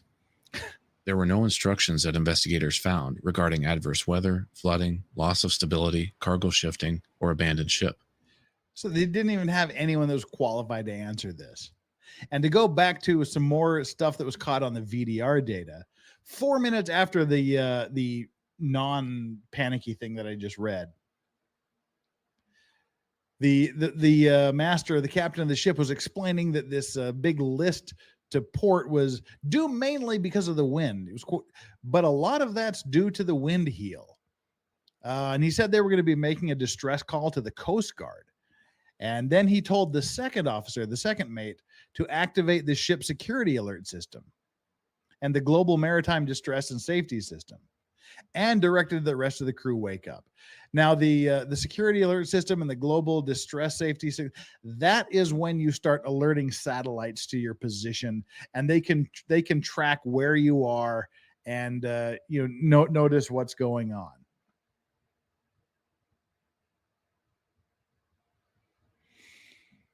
"7:15, 5 minutes later, the chief officer comes back to the bridge, and this was a conversation that was on the bridge. Chief mate, I think the water level's rising, Captain. Remember, there's water in hold number 3. Captain, okay. Do you know where it's coming from? Chief mate, well, at first, the chief said something hit the fire main, got it ruptured hard. So at first, they thought it was like someone, like the fire suppression lines ruptured, and it was just the water from the fire hoses coming in. Captain, there's no way to secure that. Chief mate, well, we don't know if they still have any pressure on the fire main or not. Don't know where's C between the C suction and the hole or what, but anything I say is a guess. So basically, nobody knows what's going on. And they continue to try to figure out what's going on.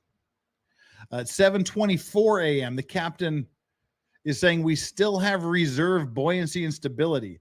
It's not dead yet. The bow is down. The bow is down. So the bow is at this point either near or underwater. The front of the ship is either near or underwater at 7:24. Let's get back to the video.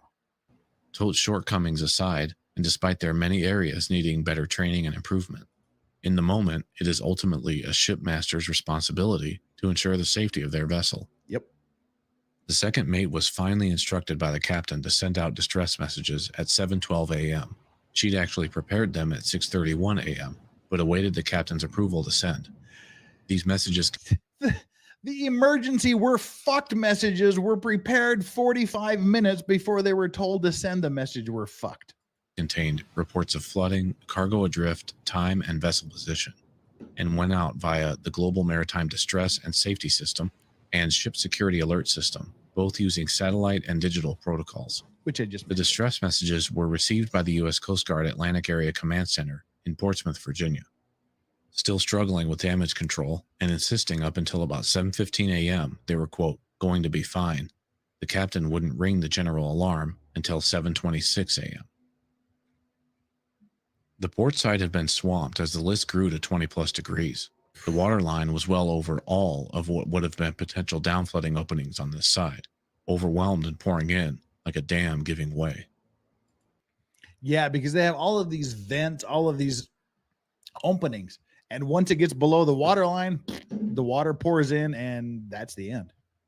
With reports of cars floating, quote, bobbing around in hold 3, the chief mate reporting, quote, something hitting the fire main on deck 4, reports of water chest deep on deck 2, even reports of water sloshing in the engine room now, pouring in through ventilation ducts. The engineering team was scrambling to pump out hold 3, keep up with the bridge's orders to transfer ballast back That's hold 3 there. They're trying to pump out, but it's not working. and forth between the aft tanks, dewater the engineering compartment now, stay in contact with the bridge, and all the while struggling to get the engine itself back online. At about 7:25 a.m., a representative from Tote called the Coast Guard Atlantic Area Command Center to report El Faro's situation. The command center he reached passed the info along to Coast Guard District 7 Command Center in Miami, Florida. Based on the info provided, District 7 Command Center returned the Tote representative's call to update him.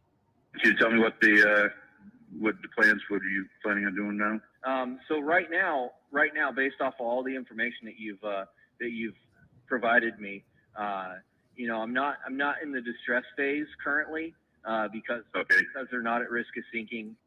Since the ship had reached the point of no return, mustering should have taken place quite some time before this point.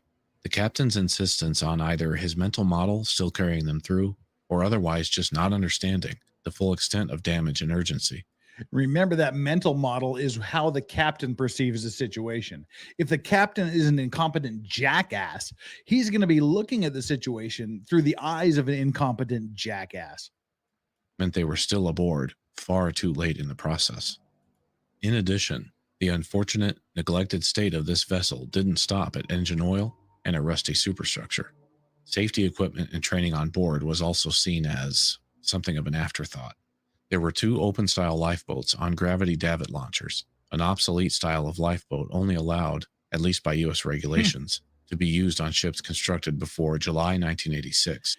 Yeah, these soft, shitty things. And they're only allowed on ships constructed before 86. If you remember, this ship was originally constructed in 1975. So these shitty little floating they're floating tents is basically what they are. They were allowed. And 4 25-person life rafts, 2 on each side, near the lifeboats. In the ship's state, though, the starboard side group would have been inaccessible due to the ship's list. Attempting to release either, it would be a deadly tumble down the raised, tilted side. Yep. The port side group would have needed to be accessed early on before becoming submerged. Either that, or boarded after individuals swim. Hello, Farrell. Good morning. Hope you're doing good. Clear of the sinking ship, and that's if the life vessels release and or inflate on their own, as intended when submerged. Immersion suits were located in each crew member's berth, along with spares in the engine room, at the bow, and internal storeroom.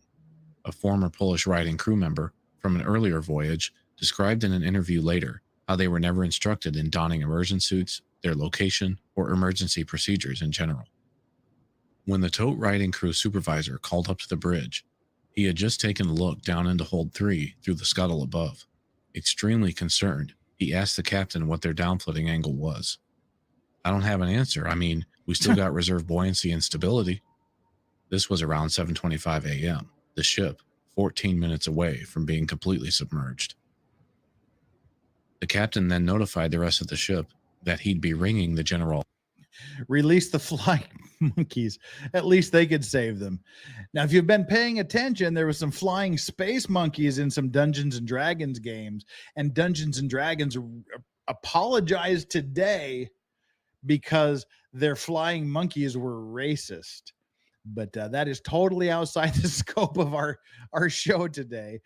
Maybe we'll talk about it with Legal Mindset on Wednesday. But yeah, do something, for God's sake. Do something. Alarm, but to not immediately abandon, and then telling the chief mate to, quote, make sure that everyone has their immersion suits. Keep in mind, in engineering especially, abandoning takes much longer, as they need to make their way up 3 to 4 decks. Well, Yamaha Biker, you know I'm always teasing with the tip. Just how you like it. Where are my emergency contact numbers? The captain yelled to the second mate. Hanging up by the chair. The captain, apparently still focused on making emergency calls via phone. We got containers in the water, he yelled soon after, noticing the mayhem just outside. Yeah, if you've got containers on the deck of your ship that are in the water, you're done. You're way past the point of no return. Hang up the fucking phone and get off the ship. There was a sudden scramble for the next few minutes on the bridge amongst officers trying to find life preservers and immersion suits. The second mate was the first to ask if she could go fetch life preservers. She'd apparently memorized their nearest location to the bridge. It's unknown if she was referring to gathering immersion suits or just life vests. The captain shouting in the meantime, where are the life preservers? Here? Where are the life preservers on the bridge? How the fuck can the captain of the damn ship not know where the life jackets on the bridge are? You're the goddamn captain of the ship, and you don't know where the lifeguards, where the life jackets next to your seat are? You don't know where they are on the bridge? Bridge. I'm a goner, the AB cried. No, you're not, the captain yelled and followed up. It's time to come this way. These were the final words overheard by the voyage data recorder when it ceased recording. Yeah, it's time to come this way. Follow the light. Come over to your doom. Jesus Christ. Yeah, it's fucking stupid that the captain doesn't know where the life jackets and life preservers are. I've never heard of that before. It's like maybe the captain had like an identical twin, and right before they set sail, they're like, you know what'll be funny if we like, if we just like switch spots, and you who never had experience as a captain got on the boat, and I'll just stay home. That'll be very funny. Haha. It almost sounds like that.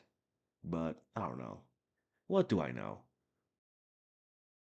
At 7:39 a.m. Thursday, October 1st. VDRs cease recording data and audio once their vessel is submerged. Their protective capsule, designed to withstand extreme pressure, shock, impact, and heat, either releasing it to float freely away from the vessel or the entire unit breaking free in hopes to get clear. The El Faro's VDR was the latter type, breaking away but not floating.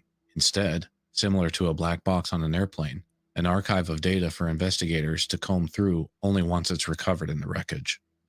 The Emergency Position Indicating Radio Beacon, or EPIRB, operates on a similar premise in that it breaks free once the vessel is submerged. However, these are designed to float and begin transmitting, or pinging, to satellites in low Earth orbit. And these things ping to the satellites, and that as soon as the satellites pick that up, this pinging from these emergency beacons, that immediately initiates a rescue operation. That's when groups like the Coast Guard, the Civil Air Patrol, and stuff like that get involved. The El Faro's version of EPIRB, designed to give rescuers a position with only roughly 2 miles accuracy. Low Earth orbit satellites aren't everywhere at all times, though, and the next one to pass over, within view, would be about 30 minutes after pinging started. Wow. The EPIRB only transmitted for about 24 minutes.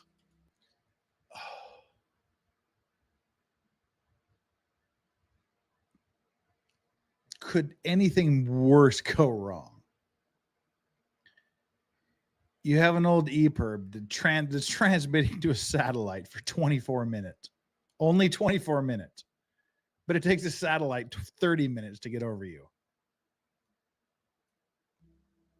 In addition, the approximate 500-mile-wide storm was not letting up, reaching Category 4 status around the same time, with sustained winds of 115 knots.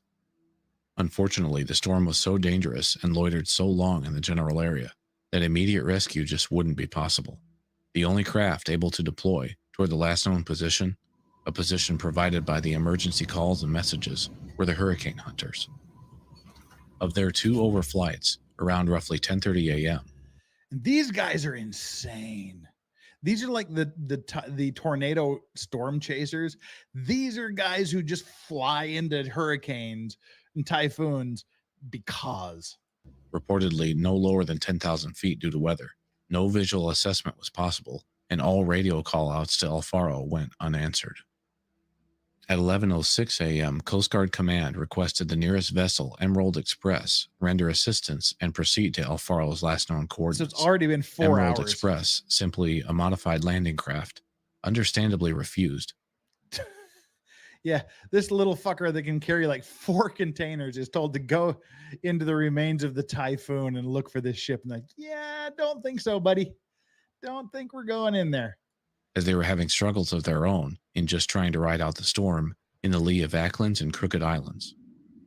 They attempted several callouts to the stricken vessel, though, the Express and Hurricane Hunter, hearing each other's radio calls, but nothing from El Faro. The hurricane would loiter and gain strength over the next day and a half, reaching sustained wind speeds of 130 knots. No one, not even the U.S. Coast Guard, as brave as their rescue crews are, dared to get within less than 100 nautical miles of the last known position. Those that tried, the Coast Guard C-130, making the closest attempt that day, flying at 3,000 feet and getting within 100 nautical miles of El Faro's last known position on the morning of Friday, October 2nd. The aircraft sustained damage due to the weather, and leaking fuel had to return to base in Florida. At 9:05 a.m., Coast Guard Command would cancel all planned El Faro search and rescue sorties for the remainder of Friday. The Coast Guard explaining that even if they did send an MH-60 helicopter, their only method of retrieving survivors at the current time, the helicopter crew would be flying into near 140-knot winds. This would mean the aircraft would only be traveling at an actual speed of 40 knots, for example. In addition, there was no visual aid coming from the C-130s or Hurricane Hunters, due to drift, wind, and waves carrying any potential survivors away from the last known position. No one yet knew precisely where to look. Throughout Friday, though, the Coast Guard would gather the following initial resources in preparation for when the storm subsided: Cutter Northland sent to the U.S. Naval Base at Guantanamo Bay for fueling and provisions. 3 MH-60s throughout the Bahamas, Turks, and Andros Islands, staged and waiting. The Coast Guard C-130s already prepped and awaiting redeployment. Other resources that would eventually aid in the search: U.S. Coast Guard cutters Resolute and Charles Sexton, a U.S. Coast Guard C-144 and MH-65 Dolphin, a U.S. Air Force That's an important C-130 thing. and J-Stars aircraft, If you survive, rescue along with the still U.S. isn't Navy coming for a P-8 while. Poseidon. After 7 sorties, once weather permitted, totaling 28 hours worth of searching on Saturday, October 3rd, battling the still difficult weather conditions left in Joaquin's wake, no sign of survivors were found. A hurricane hunter spotted an Yeah, same, Farrell. I'm calling out tomorrow, so I guess today is technically my Friday. initially a large oil sheen and 2 debris fields northeast of Crooked Island. An MH-60 spotted an El Faro life ring amidst debris comprised of mostly packaging materials in the first debris patch.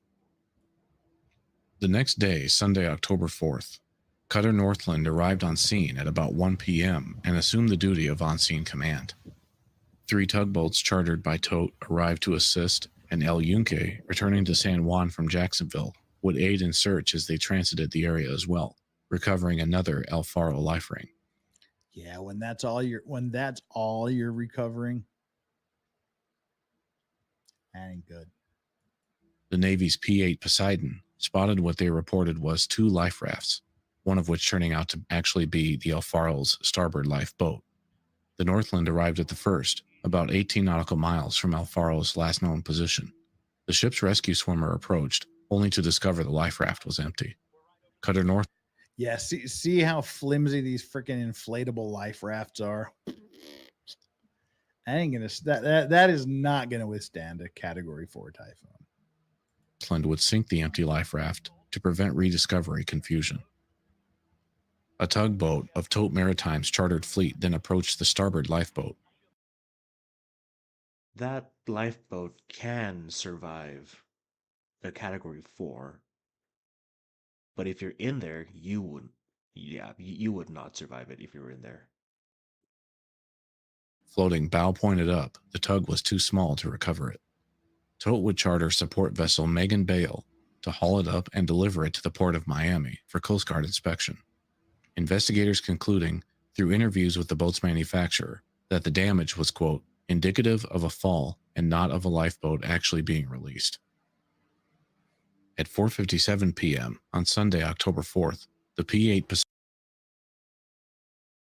Denise, Connor, when you have your interview with Rosalind, you may want to ask her about opening a merch store. Just a thought for you.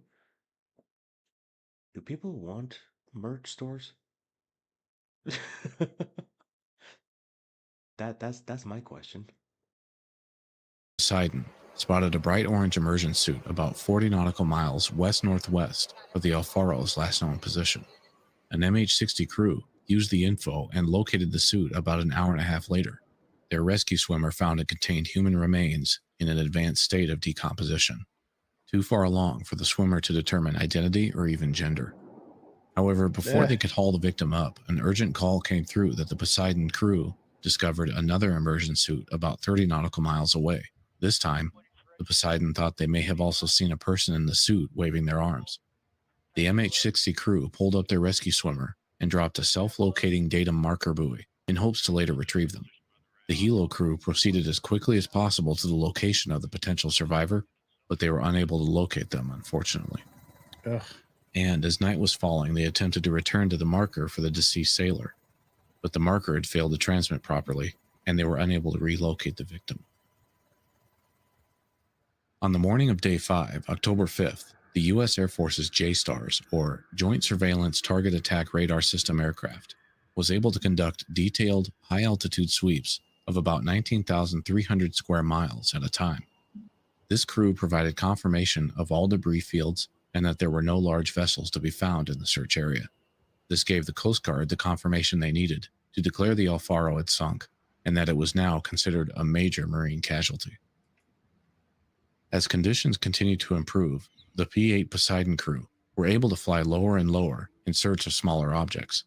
At an altitude of 2,500 feet, The Navy aircraft was crucial in spotting 3 more El Faro life rings. These flotation devices then recovered by cutter Resolute and the tugboat Sentry. Tuesday, day 6, October 6th, as the search continued by multiple resources in the area, the cutter Charles Sexton recovered an empty immersion suit stenciled El Faro. Wednesday, October 7th, 7 days in, after searches again from 8 a.m. to sunset, the Charles Sexton retrieved another empty immersion suit, but there were otherwise still no significant sightings. The search would officially be suspended that evening. Survival time in these conditions was estimated to be 120 hours, and would-be rescuers had reached the 154-hour mark since the time of sinking. 50 air and surface sorties covering 195,601 square miles. The ship had gone down in waters 15,000 feet or nearly 3 miles deep, eliminating the possibility of rescue diving altogether. Wednesday, October 14th, 2015, the Coast Guard Sector Commander in Jacksonville, Florida, declared all 33 persons on board the El Faro missing and presumed deceased. Absolutely unnecessary. This whole thing was avoidable 3 days before it happened. Utterly unnecessary loss of 33 lives. Another victim of Hurricane Joaquin was the MV Minuche. Reports are scant on this one, but the Minuche was reportedly a 212-foot cargo vessel that developed a major list in the storm off the coast of Haiti on October 1st at about 10 p.m.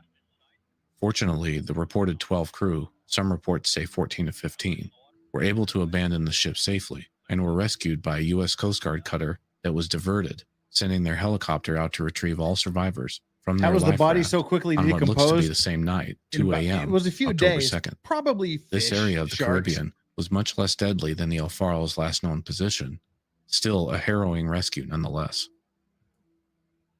In order to make the El Faro findings possible, it was a painstaking 2-year cooperative investigation between the NTSB, the Coast Guard, their Marine Board of Investigation, Tote Maritime, family members, former colleagues, Jacksonville, San Juan. Jules, that lifeboat can survive a Cat 4 hurricane, but if you're inside, you wouldn't survive. Dead. Yeah, like the crew members. Port personnel, the list goes on. The El Faro was at a depth too great to inspect thoroughly, but with the help of U.S. Navy ship Apache, with a ping locator, side-scan sonar, and remote-operated vehicle, Curve 21, they could at least get started. The Apache would arrive on October 23rd, with first priority being to ping locate the voyage data recorder.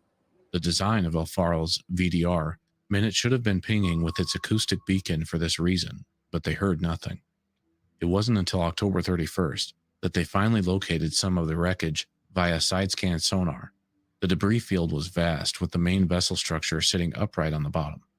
Upon closer inspection, though, they discovered the entire bridge and mast were missing. This was a problem because the VDR was atop the bridge near the mast. Curve 21's video footage was crucial to much of the investigation, but the Apache needed to depart on November 15th. The VDR and ship's bridge still yet to be found. The NTSB needed a dynamic positioning vessel, one that could stay on station even in bad weather, and both remotely survey and stream live to NTSB headquarters complex underwater search operations. In a joint investigation including the University of Rhode Island's Inner Space Center, the NTSB, Verizon, and the National Oceanographic Laboratory System, the research vessel Atlantis would be available in April of 2016. Their ROV Sentry was able to expand on Apache's previous findings and located both the missing bridge mast and VDR nearby. A third mission, though, in August of 2016 was required to actually retrieve the VDR. The Apache returned with Curve 21, refitted this time, and successfully hauled up the voyage data recorder. El Faro's VDR provided the evidence needed to... See, that's nearly a year later. They didn't get the VDR until nearly a year later. Again, that's exactly the same as recovering a airplane's black box a year after the accident happened. Find out what really happened. leading up to and on that fateful October morning. The El Yunque also provided crucial evidence needed, as that vessel had its own long, well-concealed story to tell of neglect and half measures. The El Yunque coming under Coast Guard inspection and audit in February of 2016. Crucial to the investigation, but also found to be out of compliance. Permanent repairs were ordered to cargo hold 3. Yeah, there looks to be a little rusting involved here in this piece of shit ship. Ventilation ducts within 30 days due to excessive corrosion. The El Yunque soon transferred to Seattle by tote for its planned conversion back to Alaska service in March. It was audited again by the Coast Guard traveling inspectors, finding even more deficiencies and half measures that they just could not overlook. Uncorrected wastage, more corrosion, even in the ventilation ducts to the cargo hold still. Tote gave up and scrapped El Yunque, the Anvil, by August of 2016. This video has gotten extremely long, so I will be following up with an episode to expand upon the safety recommendations that came as a result, along with some other crucial lessons learned and more. In closing, although investigators will likely never fully conclude where the downflooding initiated, due to the ship's overall condition being allowed to deteriorate for years, which wasn't exactly a secret, lacking safety culture, equipment, and emergency training, lacking adherence to watertight integrity, proper cargo arrangement, securing and overall stability needs, due to an ongoing demanding schedule of the Ponce fleet, while personnel turmoil and shifting company priorities left the vessels with overworked onshore and onboard crews, due to poor culture and working environments that discouraged teamwork and a captain unwilling to engage in bridge resource management, due to poor navigational decision-making both in overall route and in response to conditions, due to the captain's several hours of blatant indifference through the night of September 30th into the early hours of October 1st. By the time the El Faro plunged directly into Hurricane Joaquin, the staggering amount of links in this years-long chain of failure were so firmly in place that the chances of making it through a Category 4 storm were slim to none. As the El Yunque passed over the El Faro's last known position during a routine voyage 10 days after sinking on October 11, 2015, a small memorial was held by the crew. Lighthouse-style El Faro memorials can be found near the Dames Point Park in Jacksonville and along the waterfront in the port of San Juan.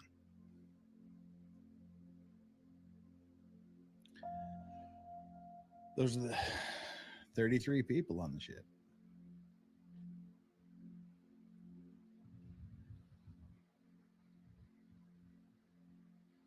All of this was completely avoidable. You get a little bravado. Supporters of this channel help make content like this possible, and a special thanks goes out to those top-tier Patreon supporters: Paul R., Nathan F., Lil Tony, Kenneth P., Jeremy H., Jenny E., Dr. Jen, Andrew M., and Alex W. Don't forget, you're important, and your safety matters. And again, this is from Brick Immortar. Please go to his channel and subscribe. Absolutely amazing, amazing content. That's where we are today, man. That's the end of the El Faro. 33 people died because a captain was fucking around, wasn't paying attention to details, was going in through a typhoon to try to save his job and to try to get a better job with the company. This is what happens when you don't do what you're supposed to do. You get lax with safety. You get lax with regulations. You get lax with the rules. They don't apply to you. You don't need to do them. You get comfortable. Never get comfortable in what you're doing, because then you start not paying attention, and then 33 people are dead. Yeah, so that's our Maritime Monday for today. That was the El Faro disaster from 2015. I'm getting tons of messages from the safety alert people. The typhoon is now. Let me take out one of my earphones here to see if I can hear anything different. Turn off my fan.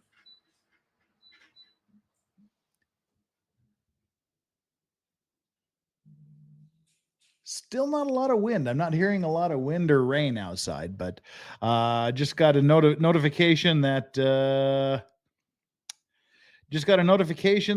the bridge outside my window is closed. So they've closed the bridge. It's pitch black outside the window. It's gonna be increasingly bad as time goes by. I'm gonna be going out throughout the night taking videos and things, and I'll keep you posted as much as I can. If there's anything that happens, I'll keep you up to date on what's going on. We've got a couple of super chats to clear here. First, Drew Bradley, thank you so much. Thank you. I really do enjoy your content and expertise. An inside scoop of these helps with my fear of boating. Thank you. Well, you're welcome. Just and see, I have a friend, a dear friend who's been a friend for a bajillion years. And he's a sailor. I won't go on his boat because he doesn't have insurance and he doesn't wear life jackets. I'm a lawyer. Everything I do, I think of the worst possible scenario. So I'm not going to go on I'm not going to go sailing with him until he has insurance and at least some good life jackets. So just take care. When you're on ships, know where your life jackets are, follow the rules, follow the procedures, and you should be okay. Should be. Fail a day. I'll get you my pretty and your little boat too. Yeah, that's that would have been more timely if we were back there at that particular part of the show. Luke Pearson says, yeah, if you're so fucked, what's the best way to go out in the situation?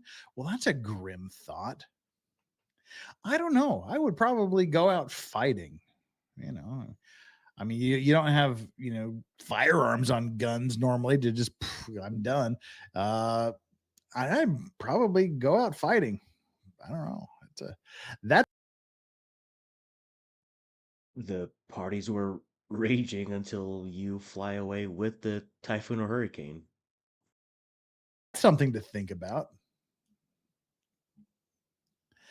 Legal Vices, I was looking up the origin of port and starboard some years ago and was shocked when I learned it used to be larboard and starboard.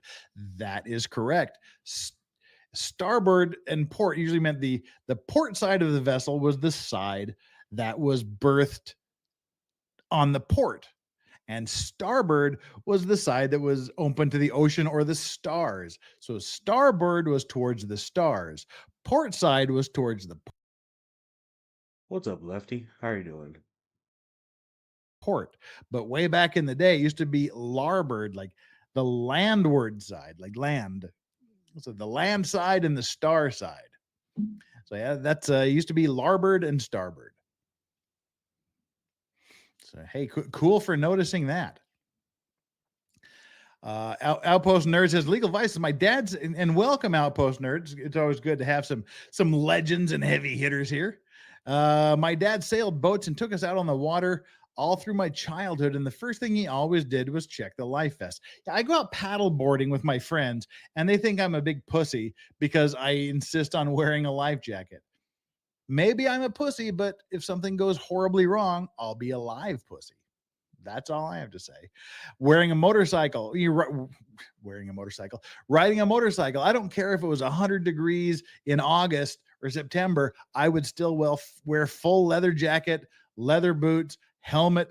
Just it's all the as they say in the motorcycle world, all the gear all the time. You don't need it until you do. That's just the thing about safety. Better safe than sorry. It might be uncomfortable. It might not be cool. It might not look glamorous, but you're going to be fucking alive if something goes wrong. The chances of something going wrong may be very, very slim, but they're not zero. And 27 more to go, Lefty? Well, there is 58 people watching right now.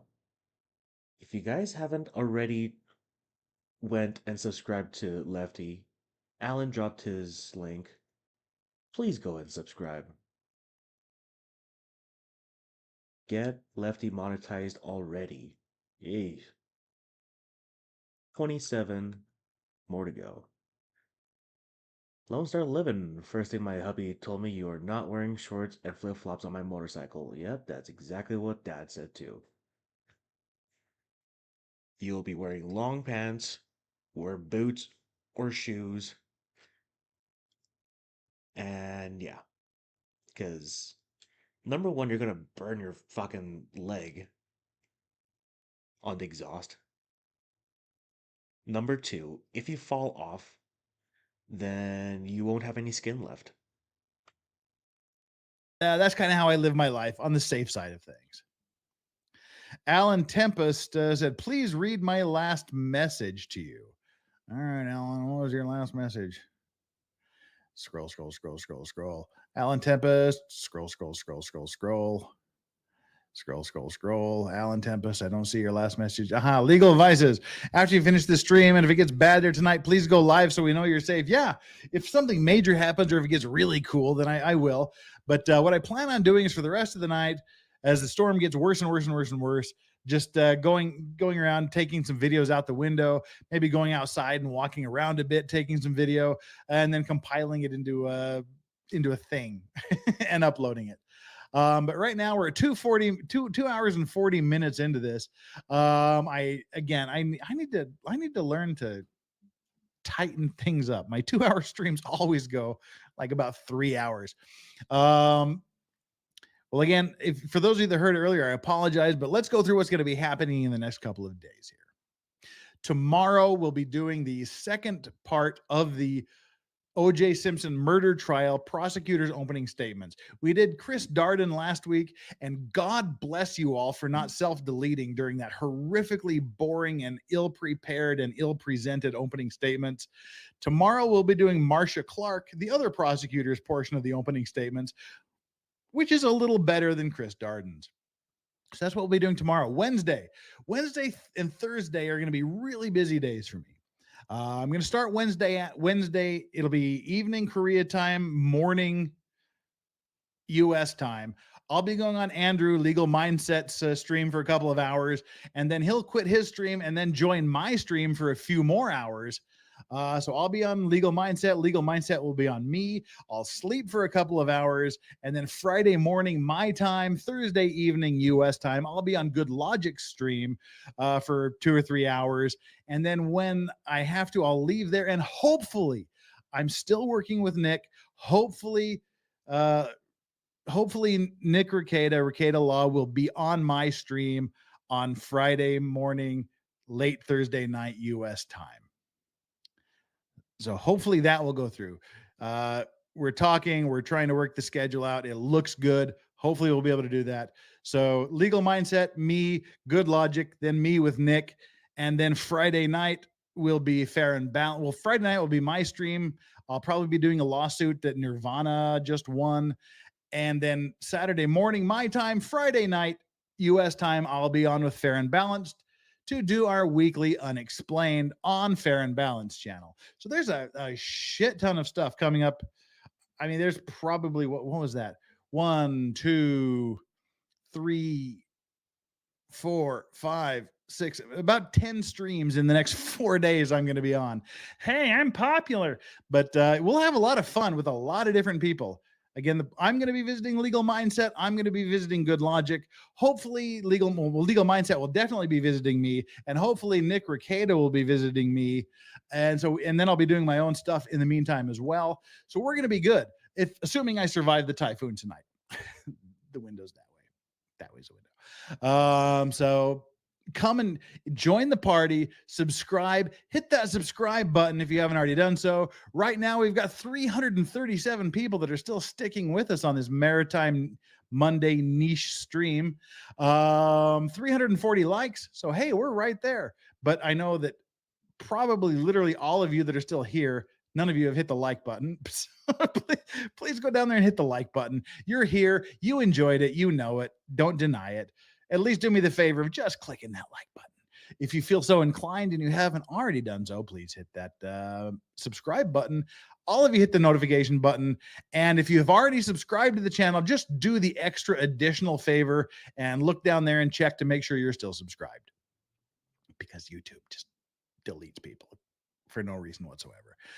Thank you all so much for the super chats tonight. It was great. Deeply appreciated. What have we got here? Wait. Someone sent something that I saw that seemed to be important. Wait. Don't want to do this. Bass, thank you so much. Shh. We like your 4 hour long, 2 hour streams. Yeah. There's going to be some more of those coming down, I'm afraid, because frankly, I just talk too damn much. Oh, I keep getting past this here. I keep skipping past this one message. Okay, here we go. W Daisy Girl Williams, share name and chat of the place in South Korea you reside. I know you mentioned at the beginning of the stream the other day, Busan. I'm in the city of Busan on the very, very southeast corner of the country. So, yeah, I live in Busan, Korea. Who was banned? Nobody was banned from my stream. Or were they? Somebody get banned? I don't know what you're talking about. Yeah. Yeah, Alan, I'm reading this chat instead. Sometimes people just get unsubscribed. I've only banned like 3 people since I ever started this thing. Valhalla 08 says, look at the Jascon 4 rescue. Yeah, that's an odd thing. That was like from the bottom of the ocean. So yeah, that's something I'll have to look to see if there's some good videos on that. That was pretty wild. Yeah, the channel Pusan guy. That's how old my channel is. My channel is so old that Busan is now spelled B-U-S-A-N. It used to be spelled P-U-S-A-N, but before that, it was spelled B-U-S-A-N. Just governments get in control and they go, oh, we want to spell this with a P, so everybody has to change everything. Is Legal Mindset close to me? Legal Mindset is in the exact opposite corner of the country for me in Seoul. It's about 250 miles. What's that, like 400 kilometers, 350 kilometers? I'm in the southeast corner. He's in the northwest corner of the country. So. But it's only 2.5 hours by train, so we get together quite a bit for booze and pleasure. All right. Well, with that, I need to go see what's up with the storm because I don't hear anything, but I'm behind 2 major windows that are specifically designed not to hear what goes on outside. Yeah. Well, that's thing. Yvonne Aries says, Ricada got a second strike, so your stream has helped me today. That's why I want to get That's why I want to get Nick on, and why I'm hoping Nick will come on so we can get some updates, as well as just let Nick be Nick. We'll be talking about humor. We'll be talking about funny things. We'll be talking about. That's one thing I want to talk about specifically with Nick is the loss of a sense of humor in the world. People that are so busy being offended by everything that they can't enjoy something simple, and the inability of people just to walk the fuck away. You don't like something, you don't think it's funny, don't watch it, or make your own rebuttal video. But this petty bullshit trying to get people deplatformed, I don't care what side you're on.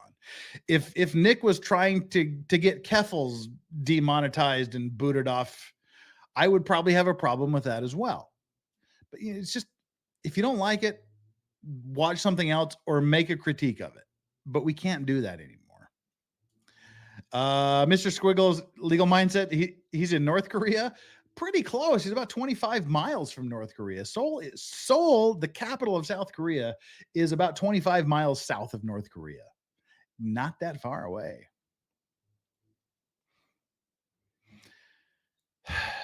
Well, with that, I'm gonna cut us off here. We are at the 2 hour and 49 minute mark. Again, it's time for me to go check to make sure things are still going. And the fact it's so quiet out the window is kind of making me nervous, but I'll go out and shoot some video. If anything major happens, I'll come back online. But I'll continue to upload things throughout the night, assuming that I can't fall asleep. Thank you again for all of the mods that are here.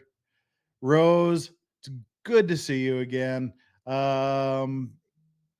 else do we have? We've had Alan, we've had Steph. All of you guys are completely awesome. Steph, you're always awesome. Rose is always awesome. Alan, you're doing awesome. Thank you so much. Great to have you here. Like the video, subscribe to the video if you want to use the all of the little emojis and things. And I'm starting to upload some members only stuff to YouTube. So if you want to join that, we have 3 membership tiers. Whatever gets you access to pretty much everything.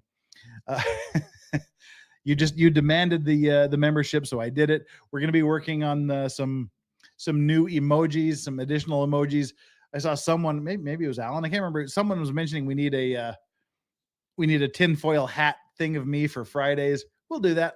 I'll get a tinfoil hat emoji made as soon as possible. And until then, we'll be styling. And after that, we'll be extra styling. What time is it here? It is 11:52 p.m. And I'm gonna head on out. We just got another news announcement. What is the safety announcement I just got? Hang on, we can do this live. God dang, they keep pouring in. Information notification. Okay.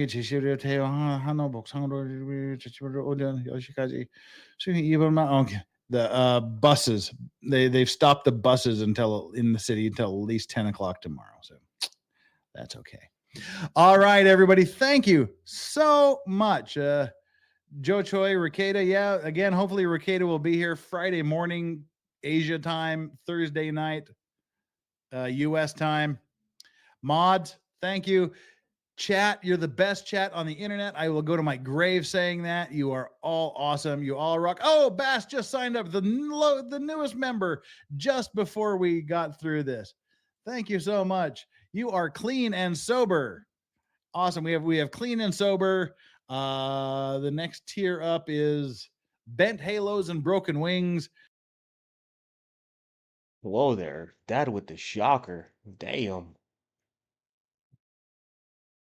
And the ridiculous high level, you don't get any benefits, you just decide you're crazy and you're insane and want to give me money, is the fallen angels tier. But click the join button and sign up if that's something you want to do. Jeff is 2 hours later than I'm 2 hours plus. You just switch AM to PM. One less than Eastern, but he's 14 hours. So basically what you do is from Eastern time, you add 1 hour and change AM to PM or PM to AM. From Central time, you add 2 hours and change AM to PM and vice versa. So if it's 9 p.m. Central time, add 2 hours, 11 p.m., and then switch PM to AM, and you get 11 a.m. So 2 p.m. Central time is 11 a.m. Yeah, exactly, Yamaha. He went on a mission to Korea. He lived in Korea for almost 40 years. And he knows Korean? Yeah, I called BS on that. AM here. But so yeah, that's an easy way to do conversions. All right. And I'm going to jump ship now, so to speak. And I'm going to go outside now and see what there is to see and take some video of the neighborhood. And I'll upload it. I'll get everything. I'll keep you posted throughout the night. Again, one last time. I know I've said it a bajillion times, and this is where Farron calls me a fucking idiot and jumps on my shit because I repeat myself. But I just want y'all to know I love y'all. You all are great. You're all super. Come on tomorrow for O.J. Simpson prosecution part 2. Until then, take care of yourselves. I'll take care of myself, and I'll keep you posted how the typhoon's going. And whatever you do, make sure you enjoy your legal vices. Ooh, it's condensed. Bye.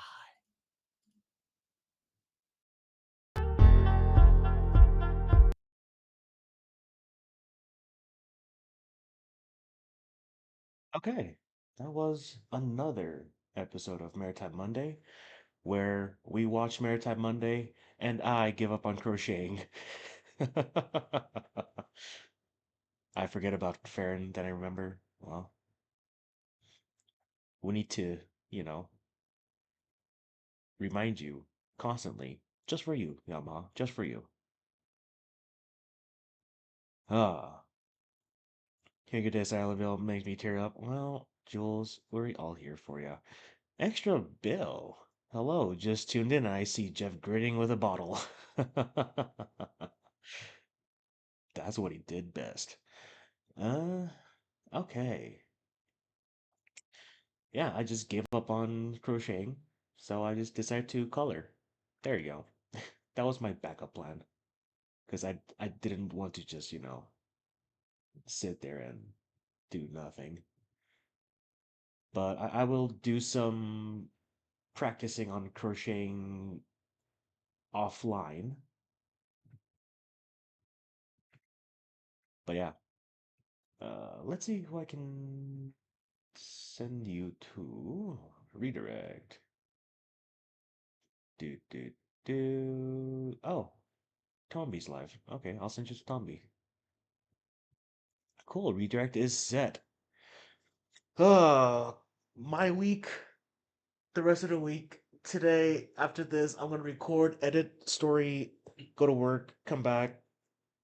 I'll probably do another driving stream. Um, in early in the morning. Then I'll do this usual stream stuff. I'm gonna call out of work, cause fuck that shit. I'll be on Nick Staro's stream, his birthday stream, which is 5 p.m. Eastern, which is uh 3 p.m. my time, Mountain Time. I'll be on that, and then if Expert sends me a link, then I'll be on FNL. And then Saturday, I'm going to do my very first Griff stream, Screw It Saturday, where I drink for money. So, which reminds me, I need to go buy some more alcohol and some stuff I'm gonna regret eating. Ah, yeah. So I'll do that. I'm excited for Saturday. And oh, tried crocheting once. People thought I was trying to hang myself or be racist. Racist. Needless to say, I don't crochet. Moist poopa?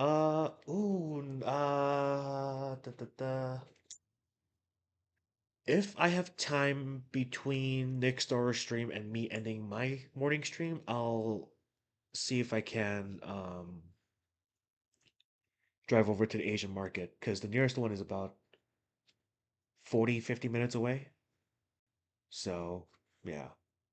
Good morning, T. What's up? Say it's apple juice. But yeah. That's my plan for the rest of this week. Sunday will be obvious recovery day depending on how much I drink. As long as Let's Go Brandon doesn't show up, I think I'll be okay. It is my assumption. And yeah, I'm gonna send some links to people to if they want to come on panel. I'm gonna do that today after I finish this stream. And yeah, next week I'm going back to day shift. So there will be no more morning streams and there will be more afternoon streams. So that is my week and next week as well. If Let's Go shows you're doomed, yeah. Yeah. Do you want me to do $100? I was planning on doing. Don't say that name 3 times. I was planning on doing. So here was my plan. My plan was $25 total per for a spin on the wheel, and $50 super chat for your choice of shot that I take. That was my plan. If you guys think I should bump it up to 100, but here's the thing for the shot thing, it needs to be a single $50 super chat. No, no. Bad idea, Alan.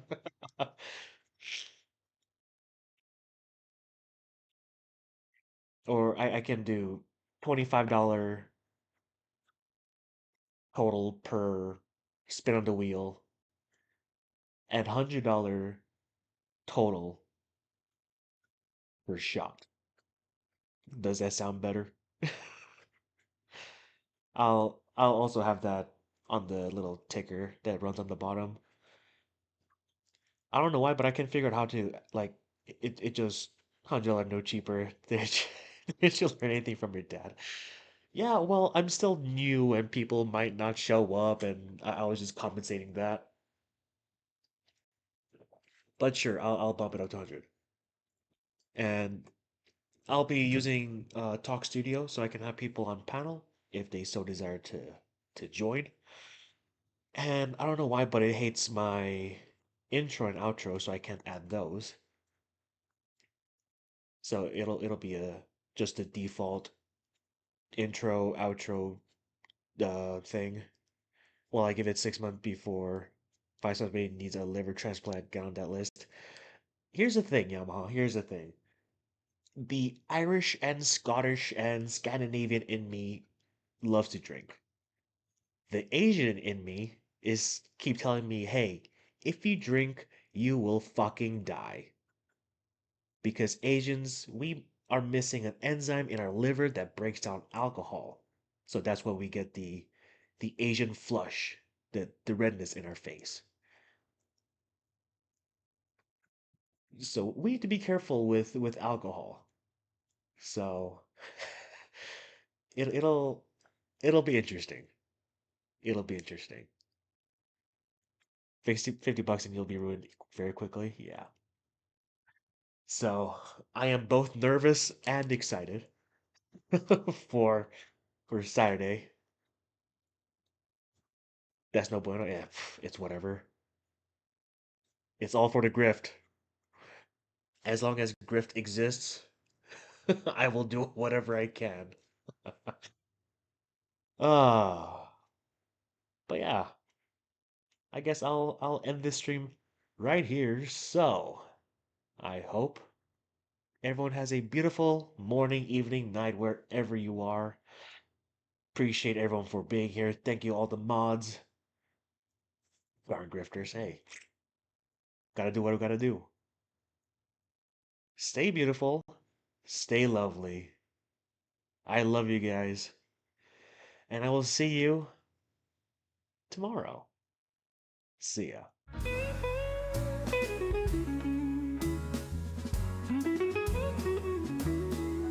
Well, that's all for this stream, but it's been so sweet.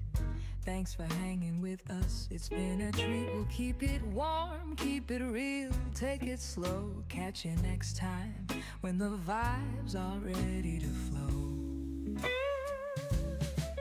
If you enjoyed the ride, give us a like, subscribe for the warmth. Come back whenever you like. Until then, take it easy. Don't rush, don't hurry. I'll be here waiting. No need to worry.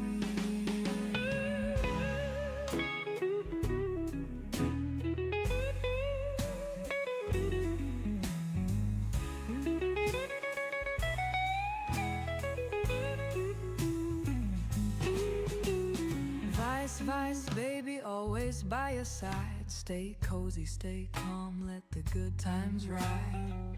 Peace for now, but we'll meet again. Take care, my friend. Until then.